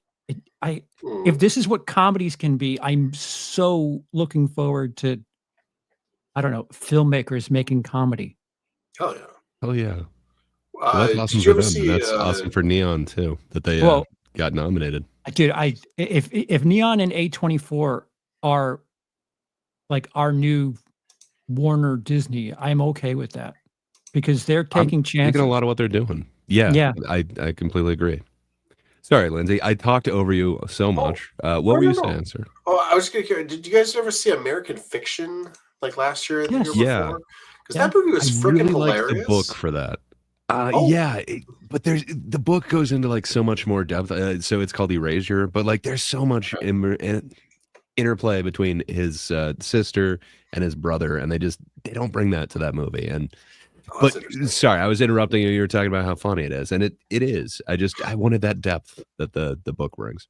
Oh no, that's totally fair. Partially, I brought it up because I couldn't remember how the third act was, but I thought it was a pretty funny ending. Uh, Was it not uh, funny? I'm not. Yeah. I'm just. Depends. I'm speaking Okay. generally, Lindsay. Okay, gotcha. And Well, I was perhaps trying to think of another like recent comedy that was like almost like a straight comedy. I mean, it's like a dramedy, but like that movie is also hilarious. That's perhaps it's kind of it's where my mind more a went, yeah. statement on things like Judd Apatow does. Like Mhm. by the time you're in the third act in an Apatow movie, you're kind of done with the jokes. Yeah. And that I'm generalizing all comedy because those are only the big budget ones that really come out now. Well, and for like 10 years, that kind of took over comedy. Sure, At least sure. movie comedy. Yeah, as far as big budget or mid budget films are concerned, yeah. But I The other one that's nominated is A Real Pain. I would like to see that one. It's Jesse Eisenberg's second one, but that doesn't sound like huge laughs. I mean, so I love Kieran Culkin, and I do not dislike Jesse Eisenberg. So I guess they're cousins, but I think it's after their grandmother's passing or something like that, and then they're going to this, I believe, Holocaust museum. So far, it doesn't sound like a barrel full of laughs, but I don't know. I hear it's mainly the interplay between them. So I don't know. I have hopes for that one, but I don't see any of these as super comedies. right. Unless you're really counting dark comedy, and then The Substance has a lot of that in there, which is not generally what I'd see kind of, nominated in the Globe. So I think I'm excited to see that, but do you think it has any shot against any of these? I would like if Honora wasn't in that category. I'd really I feel like they're kind of taking a bit of an out by putting The Substance in the comedy category because I feel like they have 10 movies they probably could have put in Best Picture, and it should be interesting to see what happens for the Oscars because they don't have the comedy category. It'd be interesting to see if something doesn't win either comedy or Best Picture that might win Best Picture for the Oscars. Because I think Substance, it's in the conversation at the very least, which is wild. Although I don't think it's funnier than Honora. If we're judging the film based on its musical or comedy prowess, The Substance isn't quite as good to me. But if we're just like, here's a different category so we could put more stuff that we thought was good, then I don't know, a B tier list of movies that you just call comedy because reasons. Lindsay, I was going to say, we haven't talked about the biggest comedy of the year yet at all in any shape or form. Wicked. Peter Dinklage plays a goat. He's not a goat. I mean, he's the goat, but what is this casting decision? But a slight tangent, something I just want to bring up because it fascinates me. I never noticed this before. The category cinematic and box office achievement. That's new. That's yeah. Okay, Alien so Romulus. crazy, Alien right? Romulus is up for that. Which is cool. Sure. but what does this award mean? Like, hey, you won a lot of money? Here's an award? Like, yeah. I mean, how does it go to anybody but Deadpool? Like, that's a very good question. Like, do you guys have the list? Do you want me to read the list for the people in this? If you have it in front of you, go ahead and read it. I do.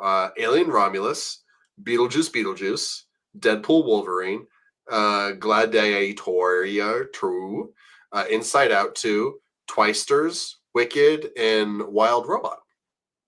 Which honestly, Wild Robot might deserve an award for its box office achievement. Yeah. Dark Horse. Yeah, I don't know. Like, what is that category? Because Alien Romulus wasn't that heavy at the box office. It's all right. It wasn't, but I think its budget was kind of small compared to some of the other ones. So I don't know if it's like a percentage thing, but even then, it seems like there's more out there that would have a better percentage than that. Sure. But I'm not sure. There is no explanation that I can see on it, but yeah, it's cinematic and box office achievement. I said Wicked, right? Did I say Wicked as I read those out? You did say Wicked. Okay. Just want to make sure. You ended with the Wild Robot. I have it in a slightly different order. I believe you mentioned Beetlejuice in there as well. But yeah, I mean, it does have Inside Out 2 and the Wild Robot. Marcy, 100 Danish krone tak.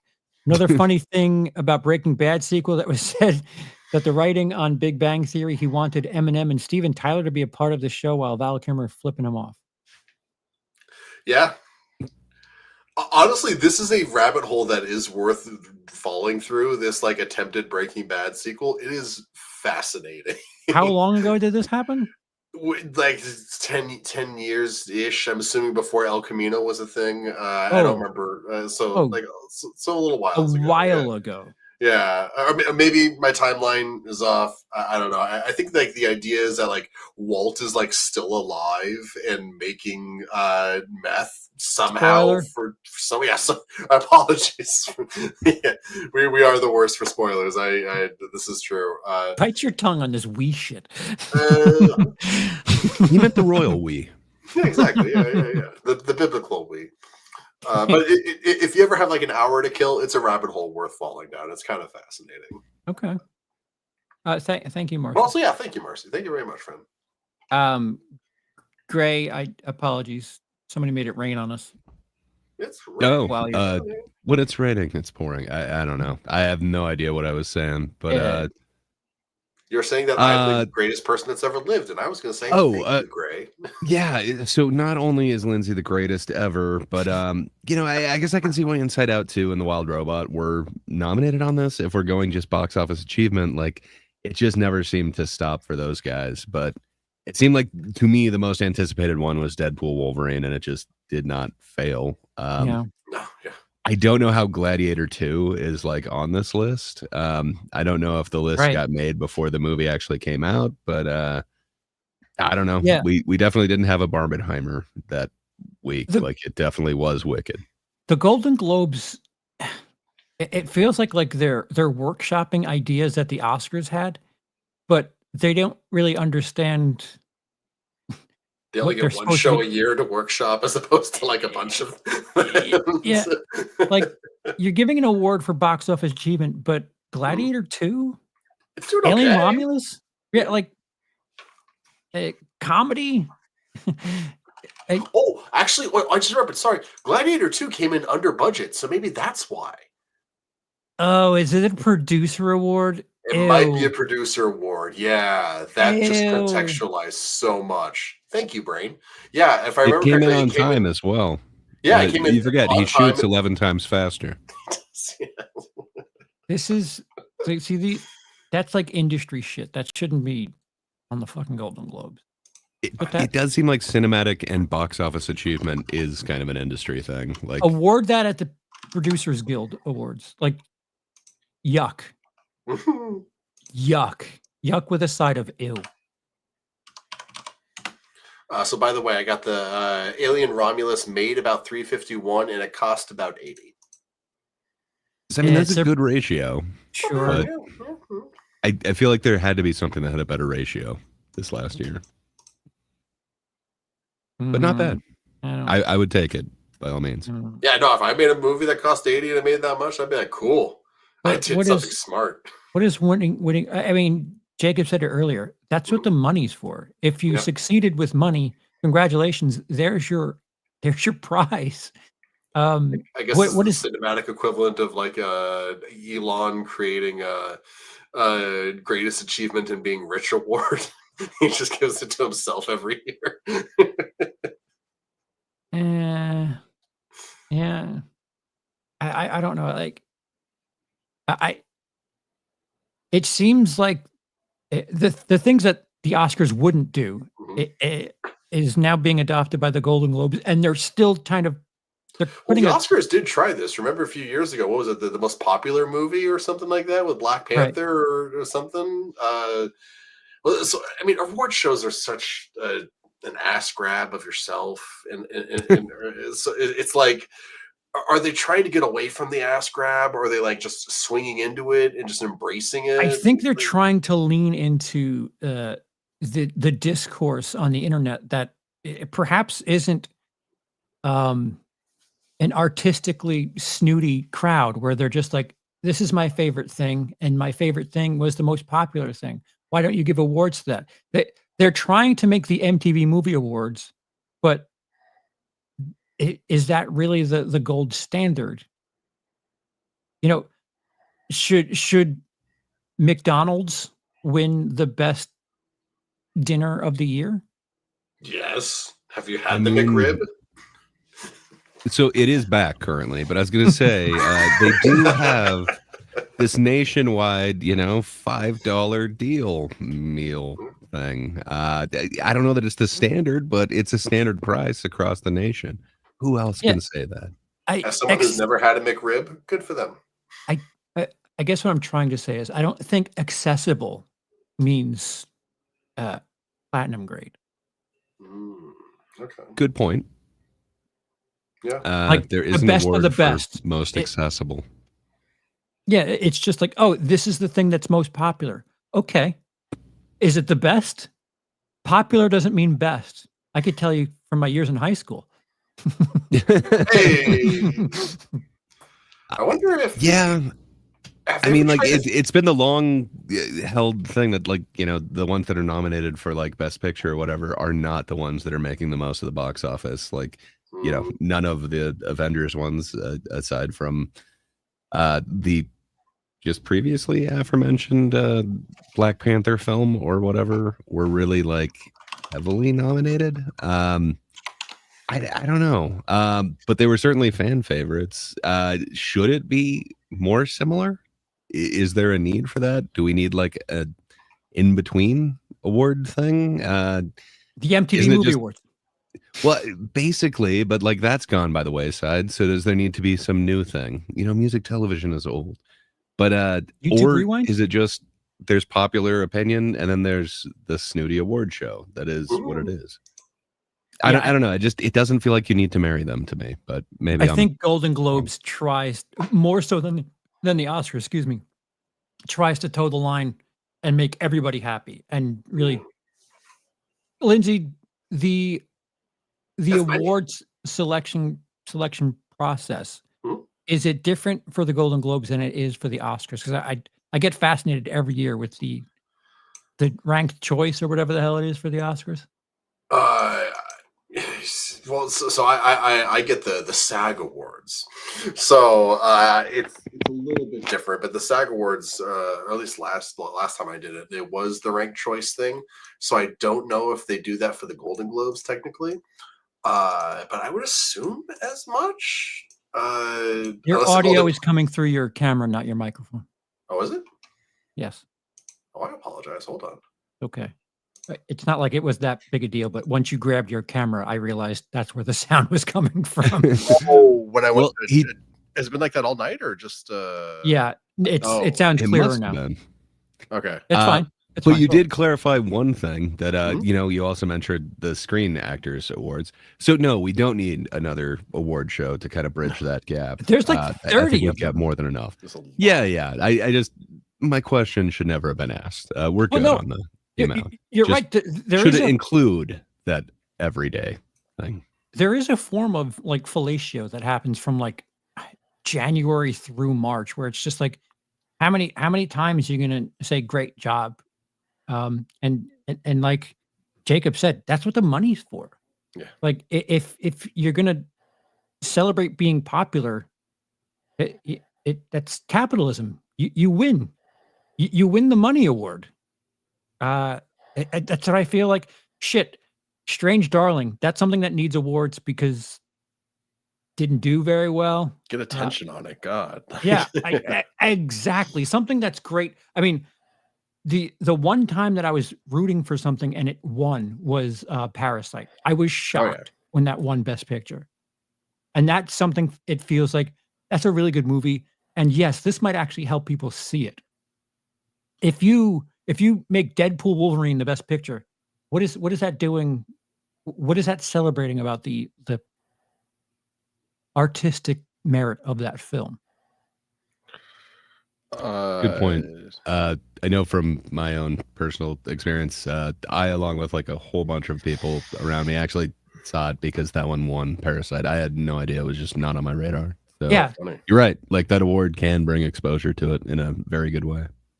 Yeah, you're right. I don't think Wolverine deserves that. So I don't know. I didn't in my say opinion, that. you just I kind didn't of say keep that it so separate. much. I don't know that it was the best picture of this last year. It was certainly fun. Yeah.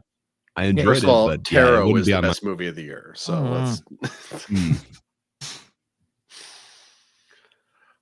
Yeah, I don't know, man. I don't think this category has a future. I think this is going to be a one and done. Like, I think it's going to get made fun of a lot. And Deadpool is going to win. Like, if it doesn't, Yeah. it doesn't make sense. Although, go Alien. Yeah. Yay. Or actually, you know what? Wild Robot, if that I was gonna wins. say Wild Robot. I'd say I'd list as a contender. I don't fully understand the qualifications and what rules we're going by. And with that's the it. problem. That's the problem with their categories. Yeah. Like, what comedy, musical, and why are comedies and musicals together? Yeah. Have you ever seen a depressing musical? They exist. Sure. Yeah. I'm not being facetious. They exist. Like they do. I- Les I- Mis. Mm. It's in the name. Yes, Jacob. Decision to Leave and Burning should have been nominated for their respective years, but weren't. Why? Normies don't know about them. Burning was. Those were Decision to Leave was foreign language. I think they were both nominated for foreign language. But yes, I understand what you're saying. I don't. So, who are the awards shows for, Lindsay? Is it for? It's for you? Because I'm in the industry, so it's for me. Or Well, industry adjacent. You get to vote in the Film Actors Guild. So there's Screen Actors Guild, SAG, not FAG, from the Team America, sir. Get it right. I saw what you tried to do there. I get the two mixed up all the time. I don't know. I'm just shocked. And again, for the sake of moving forward for the big awards, if Substance gets some Oscar play, that is awesome. I'm super down. I've been hearing some buzz that they might get some nominations. I really wasn't holding out much hope, but after seeing the Globes, maybe it would be really cool if they get anything, because it comes in a little bit clearer now that you're on the correct mic. But yeah, I hope they get some nominations, man. I think it's really deserved, and I'm glad that horror is getting a little bit more I don't know, respect, even if it is put in the comical musical category. I think it's got a shot there, but we'll see. Perhaps it's going to be a wicked sweep, but we'll see. When was the last time we had a horror musical?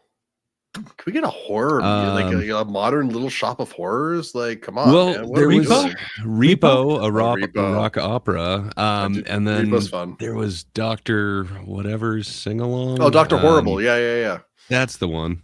I mean, that's horror adjacent, but it's been a minute. What if you had a category for an award, like a specific? This may not work. A specific budget or something that was released wide, versus like The Substance wouldn't be competing with something like Deadpool, which it kind of isn't. But what do you think the best picture of the wide released stuff is? Tarot. I just said it. Mm-hmm. But do you believe it? I know that you were paid to say it, but I was paid to say it. I think there's a way to do it that you like keep the spirit of things, but I just don't know how to do it, because it just seems like the Golden Globes is sloppy and the Oscars is snooty.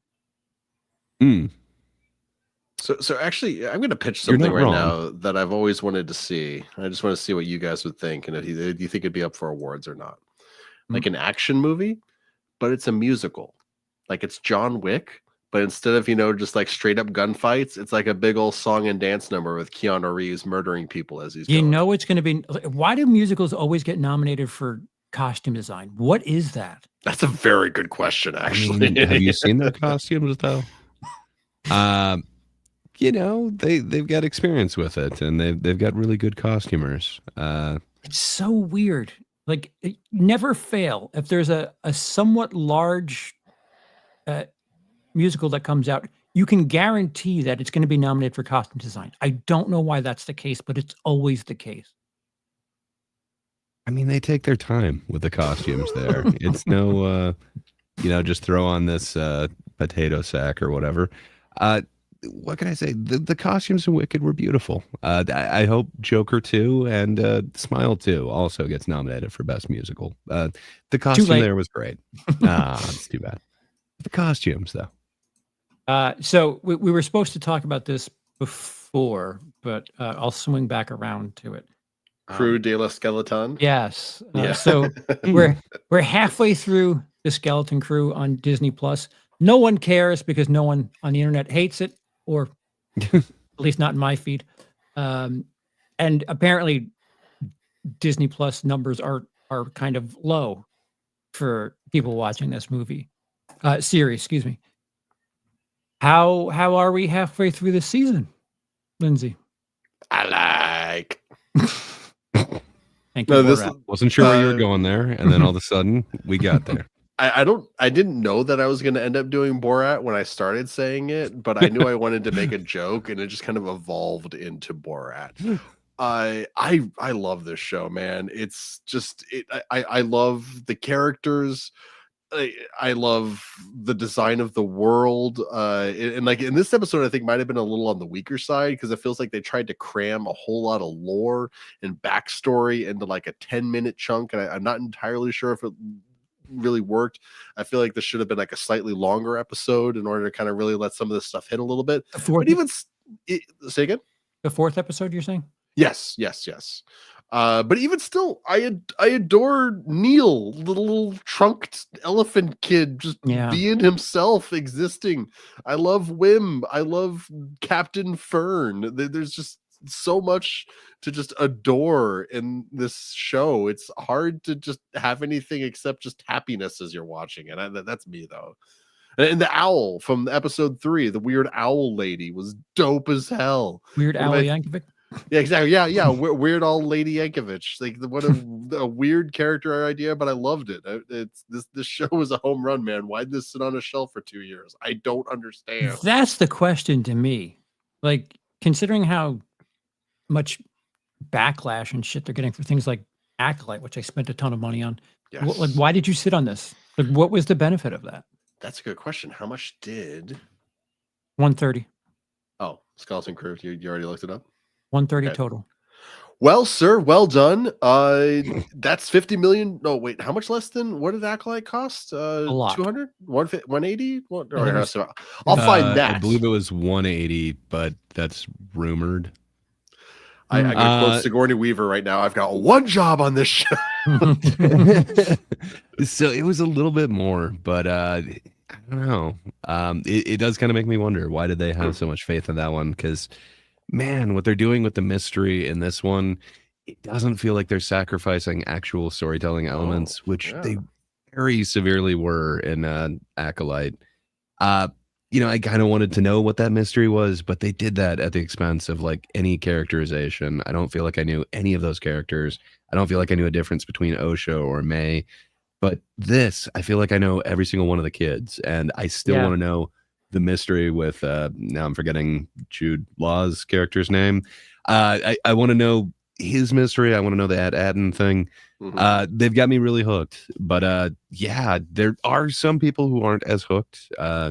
Apparently, this does have part of the Disney's agenda in there. I don't know if you noticed in episode 3, but one of the kids had 2 moms, so you don't understand how horrible this show is.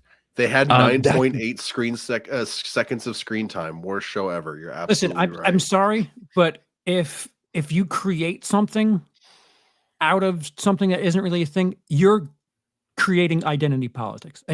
It's sometimes it's not about that. Sometimes, and would there not be issues like that on a world or whatever? Like, I don't know. It just seems interesting to create a utopian world where there are not people who do, I don't know, very human things. That's actually the treasure of Atten, a ray to turn women into lesbians so that you can just do it at will. Like, I mean, clearly it wasn't all of them. I don't know. I guess we don't know what happened to Wim's mother, but I don't hear honest criticism of like any of this story or anything like that so far, other than it seems derivative of a lot of other things. And it's like, Fair enough. I think isn't? that could be said about any version of Star Right. Wars. Yeah, well, I mean, Yeah. it's like it's not exactly the most original thing. It's just now we're setting it in space, I which think that awesome. They did a Yeah. really good job with that. Yeah. I think that's where I like Star Wars the most, where it's kind of this world, but we're doing a different kind of thing in there, and Yeah. they're hitting it right out of the park for me. the childish whimsy of it all is Mhm. is like I'm jealous that I'm too old for this is essentially where I come down on this. And the fact that we're halfway through the story and they haven't really revealed much, but they've still kind of kept it. They're like dangling. Like episode 4, they have that world that they think they're going home to, Mm-hmm. but it's just it's like Something else a entirely. mirror planet or whatever. Like I was intrigued by that, Mm-hmm. and we found For out sure. more about the droid, which is I love that reveal. That play. It's a very simple play on words, but I don't know. I liked it. It was fun. I'm not going to say what it is. I'm not going to say what it is. But the moment I realized that there was a double meaning to that was very, Mhm. very, very cute. I enjoyed it very much. Mhm. And it's a callback to one of the first episodes as well. So it's kind of fun. Not only like that reveal, but the reveal of what you do with that information. I don't know. It's really interesting the way that they're doing this. But man, I'm digging all of the, I guess you just call it references or homages to like every property that's out there that is kind of like kids exploring. Just, man, they're nailing it on the head for me. Plus, Right. it just doesn't look like a television series. It looks like No. film. Like it. Yeah, which is crazy because again, as you mentioned with Acolyte, it had so much higher of a budget, but Mhm. man, we got that forest that looked so homey in a way. Woohoo. And I the don't thing know. that keeps getting me, I know it's stupid, but we get to see middle class suburbs in Star Wars. I love that. That's so Is it middle cool. class though? Well, maybe upper middle class suburbs, but just the idea that we're seeing just like a housing development in Star Wars. I really like that. So halfway through, Mhm. what is the subtext that you've interpreted from this? The lesbian, Especially right with the there, fourth episode. Because they're trying to shove their woke shit. That's what I interpreted. Especially with the fourth episode. Mhm. I certainly can be wrong because we're not done with it. I would say that there's parallels to suburban life just outright. That Yeah. As much as you think nothing is happening and as boring as it is to other parts of the galaxy, things, while similar, are very, very not the same, and they're struggling to eat. Mm-hmm. I think that- episode 4 shows you like a direct parallel to Yeah, worlds. I got a very Um, American suburbs thing from episode 4. Well, the moment that Neil gives his food to those little kids, it's Yeah. just like, one, you're my favorite, I love you, and two, like goddamn, like just feed kids. Why is this so hard? Why does societies not like feeding kids? I don't like it. And it didn't feel like it was fucking shoved down my throat. Oh yeah. I guess if we had two lesbians feeding kids, it might have been. Okay, kids, do you want to eat or do you want to get shot with the lesbian ray? You want to eat or the lesbian ray? Just tired of these blue elephant agendas. Oh god.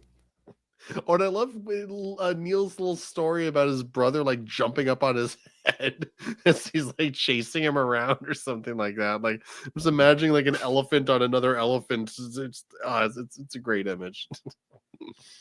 My issue is that he's very clearly audible, but he's got Mhm. that big snout in the way.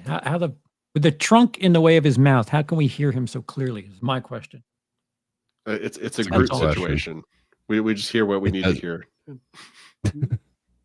It does kind of feel like the trick that Lindsay was talking about with the animators, where you can just turn their back and then you can make them say anything. Yeah. We can't With- read his lips, With the trunk in front of his mouth, he can say whatever. but it kind of goes back to Greedo. Like you didn't see his lips or anything like that. Just, I mean, it's kind of part of the world. But sorry, you were asking a real question, and then I brought up Greedo. Not really real. I'm going to say, based on the halfway point that we're at, how confident in you that this series can finish and land the plane, or like what are the odds you think that they'll screw this up somehow? Because it feels like it's a Disney thing. So I think the possibility is definitely there. I got a feeling that this is going to hook into the sequel trilogy. I have a feeling that there was a reason for this planet, and perhaps this is tied into how the First Order got their funding or whatever. Yeah. So I don't know. I'm not looking forward to that tie-in, but I think they'll be able to wrap up this story quite nicely. But it's kind of that big overall mystery that I'm not sure how they're going to tie up. And I think they could do that very unsatisfying. But looking at how they've handled everything else, we're more than halfway through here. I'm definitely going to put my trust in them. I think even if they have to do that, I think they're going to do it well. So I'm confident. I would take the over on this. I'm at a 7 out of 10, like right now, based on what we've experienced. My confidence moving forward, I would say, is probably a 6.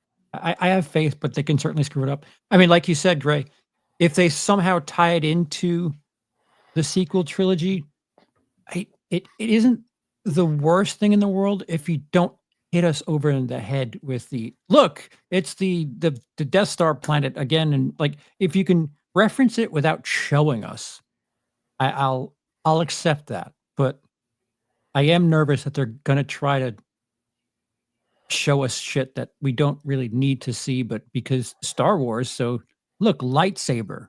Look, it's a Skywalker just walking by because we need to show you something to keep you interested. I do like that we have yet to see a lightsaber in this show, and I kind of hope that continues. Yeah, like have Jedi be the mystical thing that they are, and like just right. I don't know. What are your numbers at, Lindsay? What are you as far as Oh, they're going to stick the landing. This is going to be the greatest Star Wars thing of all time. I will never fail. I will never be proven wrong. This is going to be a 12 out of 10 ending. And the final episode is actually going to feature Disney achieving its Machiavellian evil goal of lesbianizing the entire world, as the show actually is the lesbian ray the entire time is the big reveal. And then Luke wakes up at the end and it was all a dream. I had this terrible nightmare about 10 years of my life. Right, so to close out the show, over or under.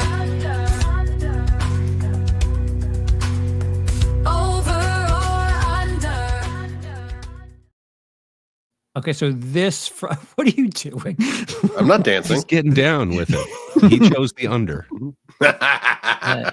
As of like right now, technically, this weekend, the final weekend before Christmas, which is kind of weird because we do have Christmas release dates. So Friday the 20th. What I'm looking forward to. 2 family films are being released. Mufasa, the live action prequel to the live action. Say it again. I don't know Mufasa? if you can. So it's a reboot, Quill, kind of. It's sending this new version of the franchise off, but it's going back to the old, and it's kind of a prequel at the same time. Interesting choice. So that releases this weekend. The over-under for this is $65 million for reboot Mufasa. Wow. Why 65? Out of curiosity, Lindsay, do you happen to have the numbers on the live action Lion King one? No. I apologize for that. This seems like it would be less. Okay. I'm going under, but I'm very pessimistic. So what can I say? I don't see why people would be so into this, but again, I didn't anticipate Moana 2. So they have the maybe low I'm being stupid. They have the low at 57, the high at 69. Jesus Christ. You guys want to know the opening weekend for the original? No. I'm going to tell you right now. I'll say it anyway. You don't want to know. 150? Higher? Wow. Okay. Well, I guess that's why we're getting this then, because 191. Get the fuck out of here. Yeah. Yeah. I mean, I guess it makes sense. I guess that's why we're getting this. But if it's projected at Now, you know what? 60? I'm going under. Yes. I'm going under. Me too. Because fuck this movie. I want it to fail. We can't will it into existence, but Oh, I'm gonna will this movie into being an absolute box office bomb. I think there's a lot of competition. I think that's part of the problem. Yeah. You still have Wicked, you still have Moana too. I mean, Disney competing with itself. Good luck, assholes. Mhm. You still have the Wild Robot. I mean, sure. Triple lingering. Triple threat Disney up in here. And the other half of this weekend is Sonic. The new Sonic movie comes out this week. which you called it a family or a kids movie, but come on, man, this is fun for the whole family. Sure. Jim Carrey Sure. came out of retirement just to be Eggman again. Indeed. Sonic 3, the over-under for Sonic is at 60 million. I'm gonna take over. I think that the Eggman can do it. What can I say? In the stupid circles that I run in, there is buzz towards this. People are really digging it. I kind of think this is the thing that people are looking for instead of the Mufasa. But I agree with that. Mhm. maybe I'm wrong. But it just looks like it could be a fun film. I think Knuckles did pretty good earlier this year, and then the second one was not bad. So yeah, I'm taking over. Lindsay, Are we- where are you going on? I think we're Sonic all 3? going. We're all going over, huh? Damn it. Over. So We're we all agree. Over Sonic, under Mufasa. Interesting. This is exciting. Lindsay, did we lose you? No, it's the only time we've all agreed. I apologize that you guys are gonna 2 go weeks into in a my row. loser world. Well, fair enough. Just usually I don't get it correct, so I'm sorry. I think part of it is because Christmas is the middle of the week. I think that is when people are going to go to the theater. I don't think you're going to have like $400 million worth of box office this weekend because people are probably shopping. I don't know. It just feels like Christmas, the day before Christmas, the day after Christmas, because it's going to be a long weekend for a lot of people. I feel like starting next Thursday is when it's really going to be impressive for theaters. Mm-hmm. That makes sense to me. I think so. But I just don't think We got this weekend, and some people take off like since it's the middle of the week, take off the start of the week, and Sure. they give you a break after it. So I don't know. We got like a week, and kids are off of school. I think we could have an impressive box office. I think Sonic is going to kill it, but I'm wrong. I have no way to gauge Mufasa because I don't care. I haven't heard anything about it. I'm over here on the other side of the fucking planet. Like it just doesn't register with me. But the fact that the original made or the redid The live action. yeah, 190. 190. That's obscene. Well, it was a Jon Favreau one, if I remember correctly. Is Favreau doing this one too? I don't think so, but I could be very wrong. I'm curious. Barry Jenkins. That's right. I did know that. Oh, I did know that. I don't know why I knew that, but I did. Fair enough. It sounds so weird to me that we don't want to see Simba's story continued, but instead let's see his kid and his father's legacy. I don't know. It's an interesting choice. It doesn't really appeal to me, but I don't know. The Lion King sequel would have appealed to me as a kid, so maybe that's exactly who it's supposed to appeal to. Pride Rock? Yeah, whatever they called that one that wasn't good, that was direct to video. Woke shit. The Simba's Pride. Woke. That's what it was. Yeah. Man, I forgot about that movie. I haven't thought about that in a long time. Nobody has. Fair. Okay, so thank you to those of you in the chat. Thank you for the super chats. Yeah. I don't know if we'll be around Sunday. Play it by ear, but I don't know if we'll be back before Christmas or after Christmas or maybe Boxing Day. But just be on the lookout. We might see you Sunday, Monday, Tuesday, Wednesday, Thursday. Well, definitely not Christmas. But other than that, this will be a sticky week. And then the year-end stuff,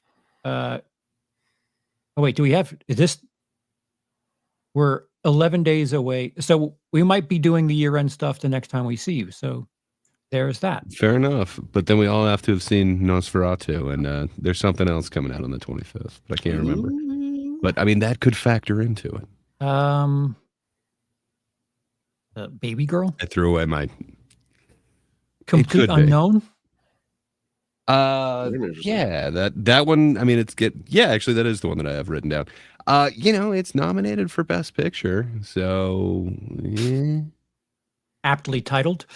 Come on, it's your Chalamet. He's competing against himself. Dune Part 2 and Complete Unknown. Oh wait, A Complete Unknown. That's the Bob. No, not the Bob Dylan biopic. Yeah, I'm kind of into that. I don't know if it'll be that good, but I'm interested. For what that's worth. There's a couple of them coming out, like right then. So I don't know. Our end of the year list might change a little bit. Oh, I know mine will. I must watch Dune Part 2 by the time we get back together. Are we doing an end of the year thing next week or the week after? That's a good question. The week after is. I mean, technically, I guess we could do it the first week of January, but we probably only have one show left in 2024. Okay. Wow. Let's make it count. Yeah. New look show business. Woo! For all the beautiful films in January. And just to flex on people, I went from 16 films in July when we did this last time to 59. Wow. I need a job, but yeah, I did watch a lot of movies in that period of time. But things coming up on my channel. There's always fun stuff going on my channel. Tune in a couple times a week and just kind of see what I got going on. Currently, most recently, I got a couple of cute things about Crypto the dog up on the channel. If you're interested in some shenanigans about that, definitely check that out. I also have an extended version of my discussion on the poem from the 28 Years Later trailer. That is a 3-minute long short on my channel. Definitely check that out. I'm very proud of it. And you'll have some more stuff coming up here soon because that's what my 2 cents of nonsense is. Cool crap at random times. Yay. And shout out to Christian who requested and made happen who would like that video for Poughkeepsie Tapes. The video is live. Go check it out. Certainly talk about it in the chat or the comment section, should I say, because I have feelings and thoughts, and I have now seen it. That is what I will say. Gray, do you have anything going on? Yeah, content in the future, but yeah, a future live stream with Charles to talk about comedy and perhaps Ben Shapiro's take on it and perhaps his take on Bill Burr. So yeah, we'll get a little political over on my channel. Other than that, if you just can't get enough of my face, always come over to the Thinkers on That Darn Kiddish channel every Thursday. But yeah, perhaps just check out some comedy podcasts, and I might be getting roasted on some of them in the near future. But yeah, other than that, good times. A lot more content in 2025. Right on. Woo.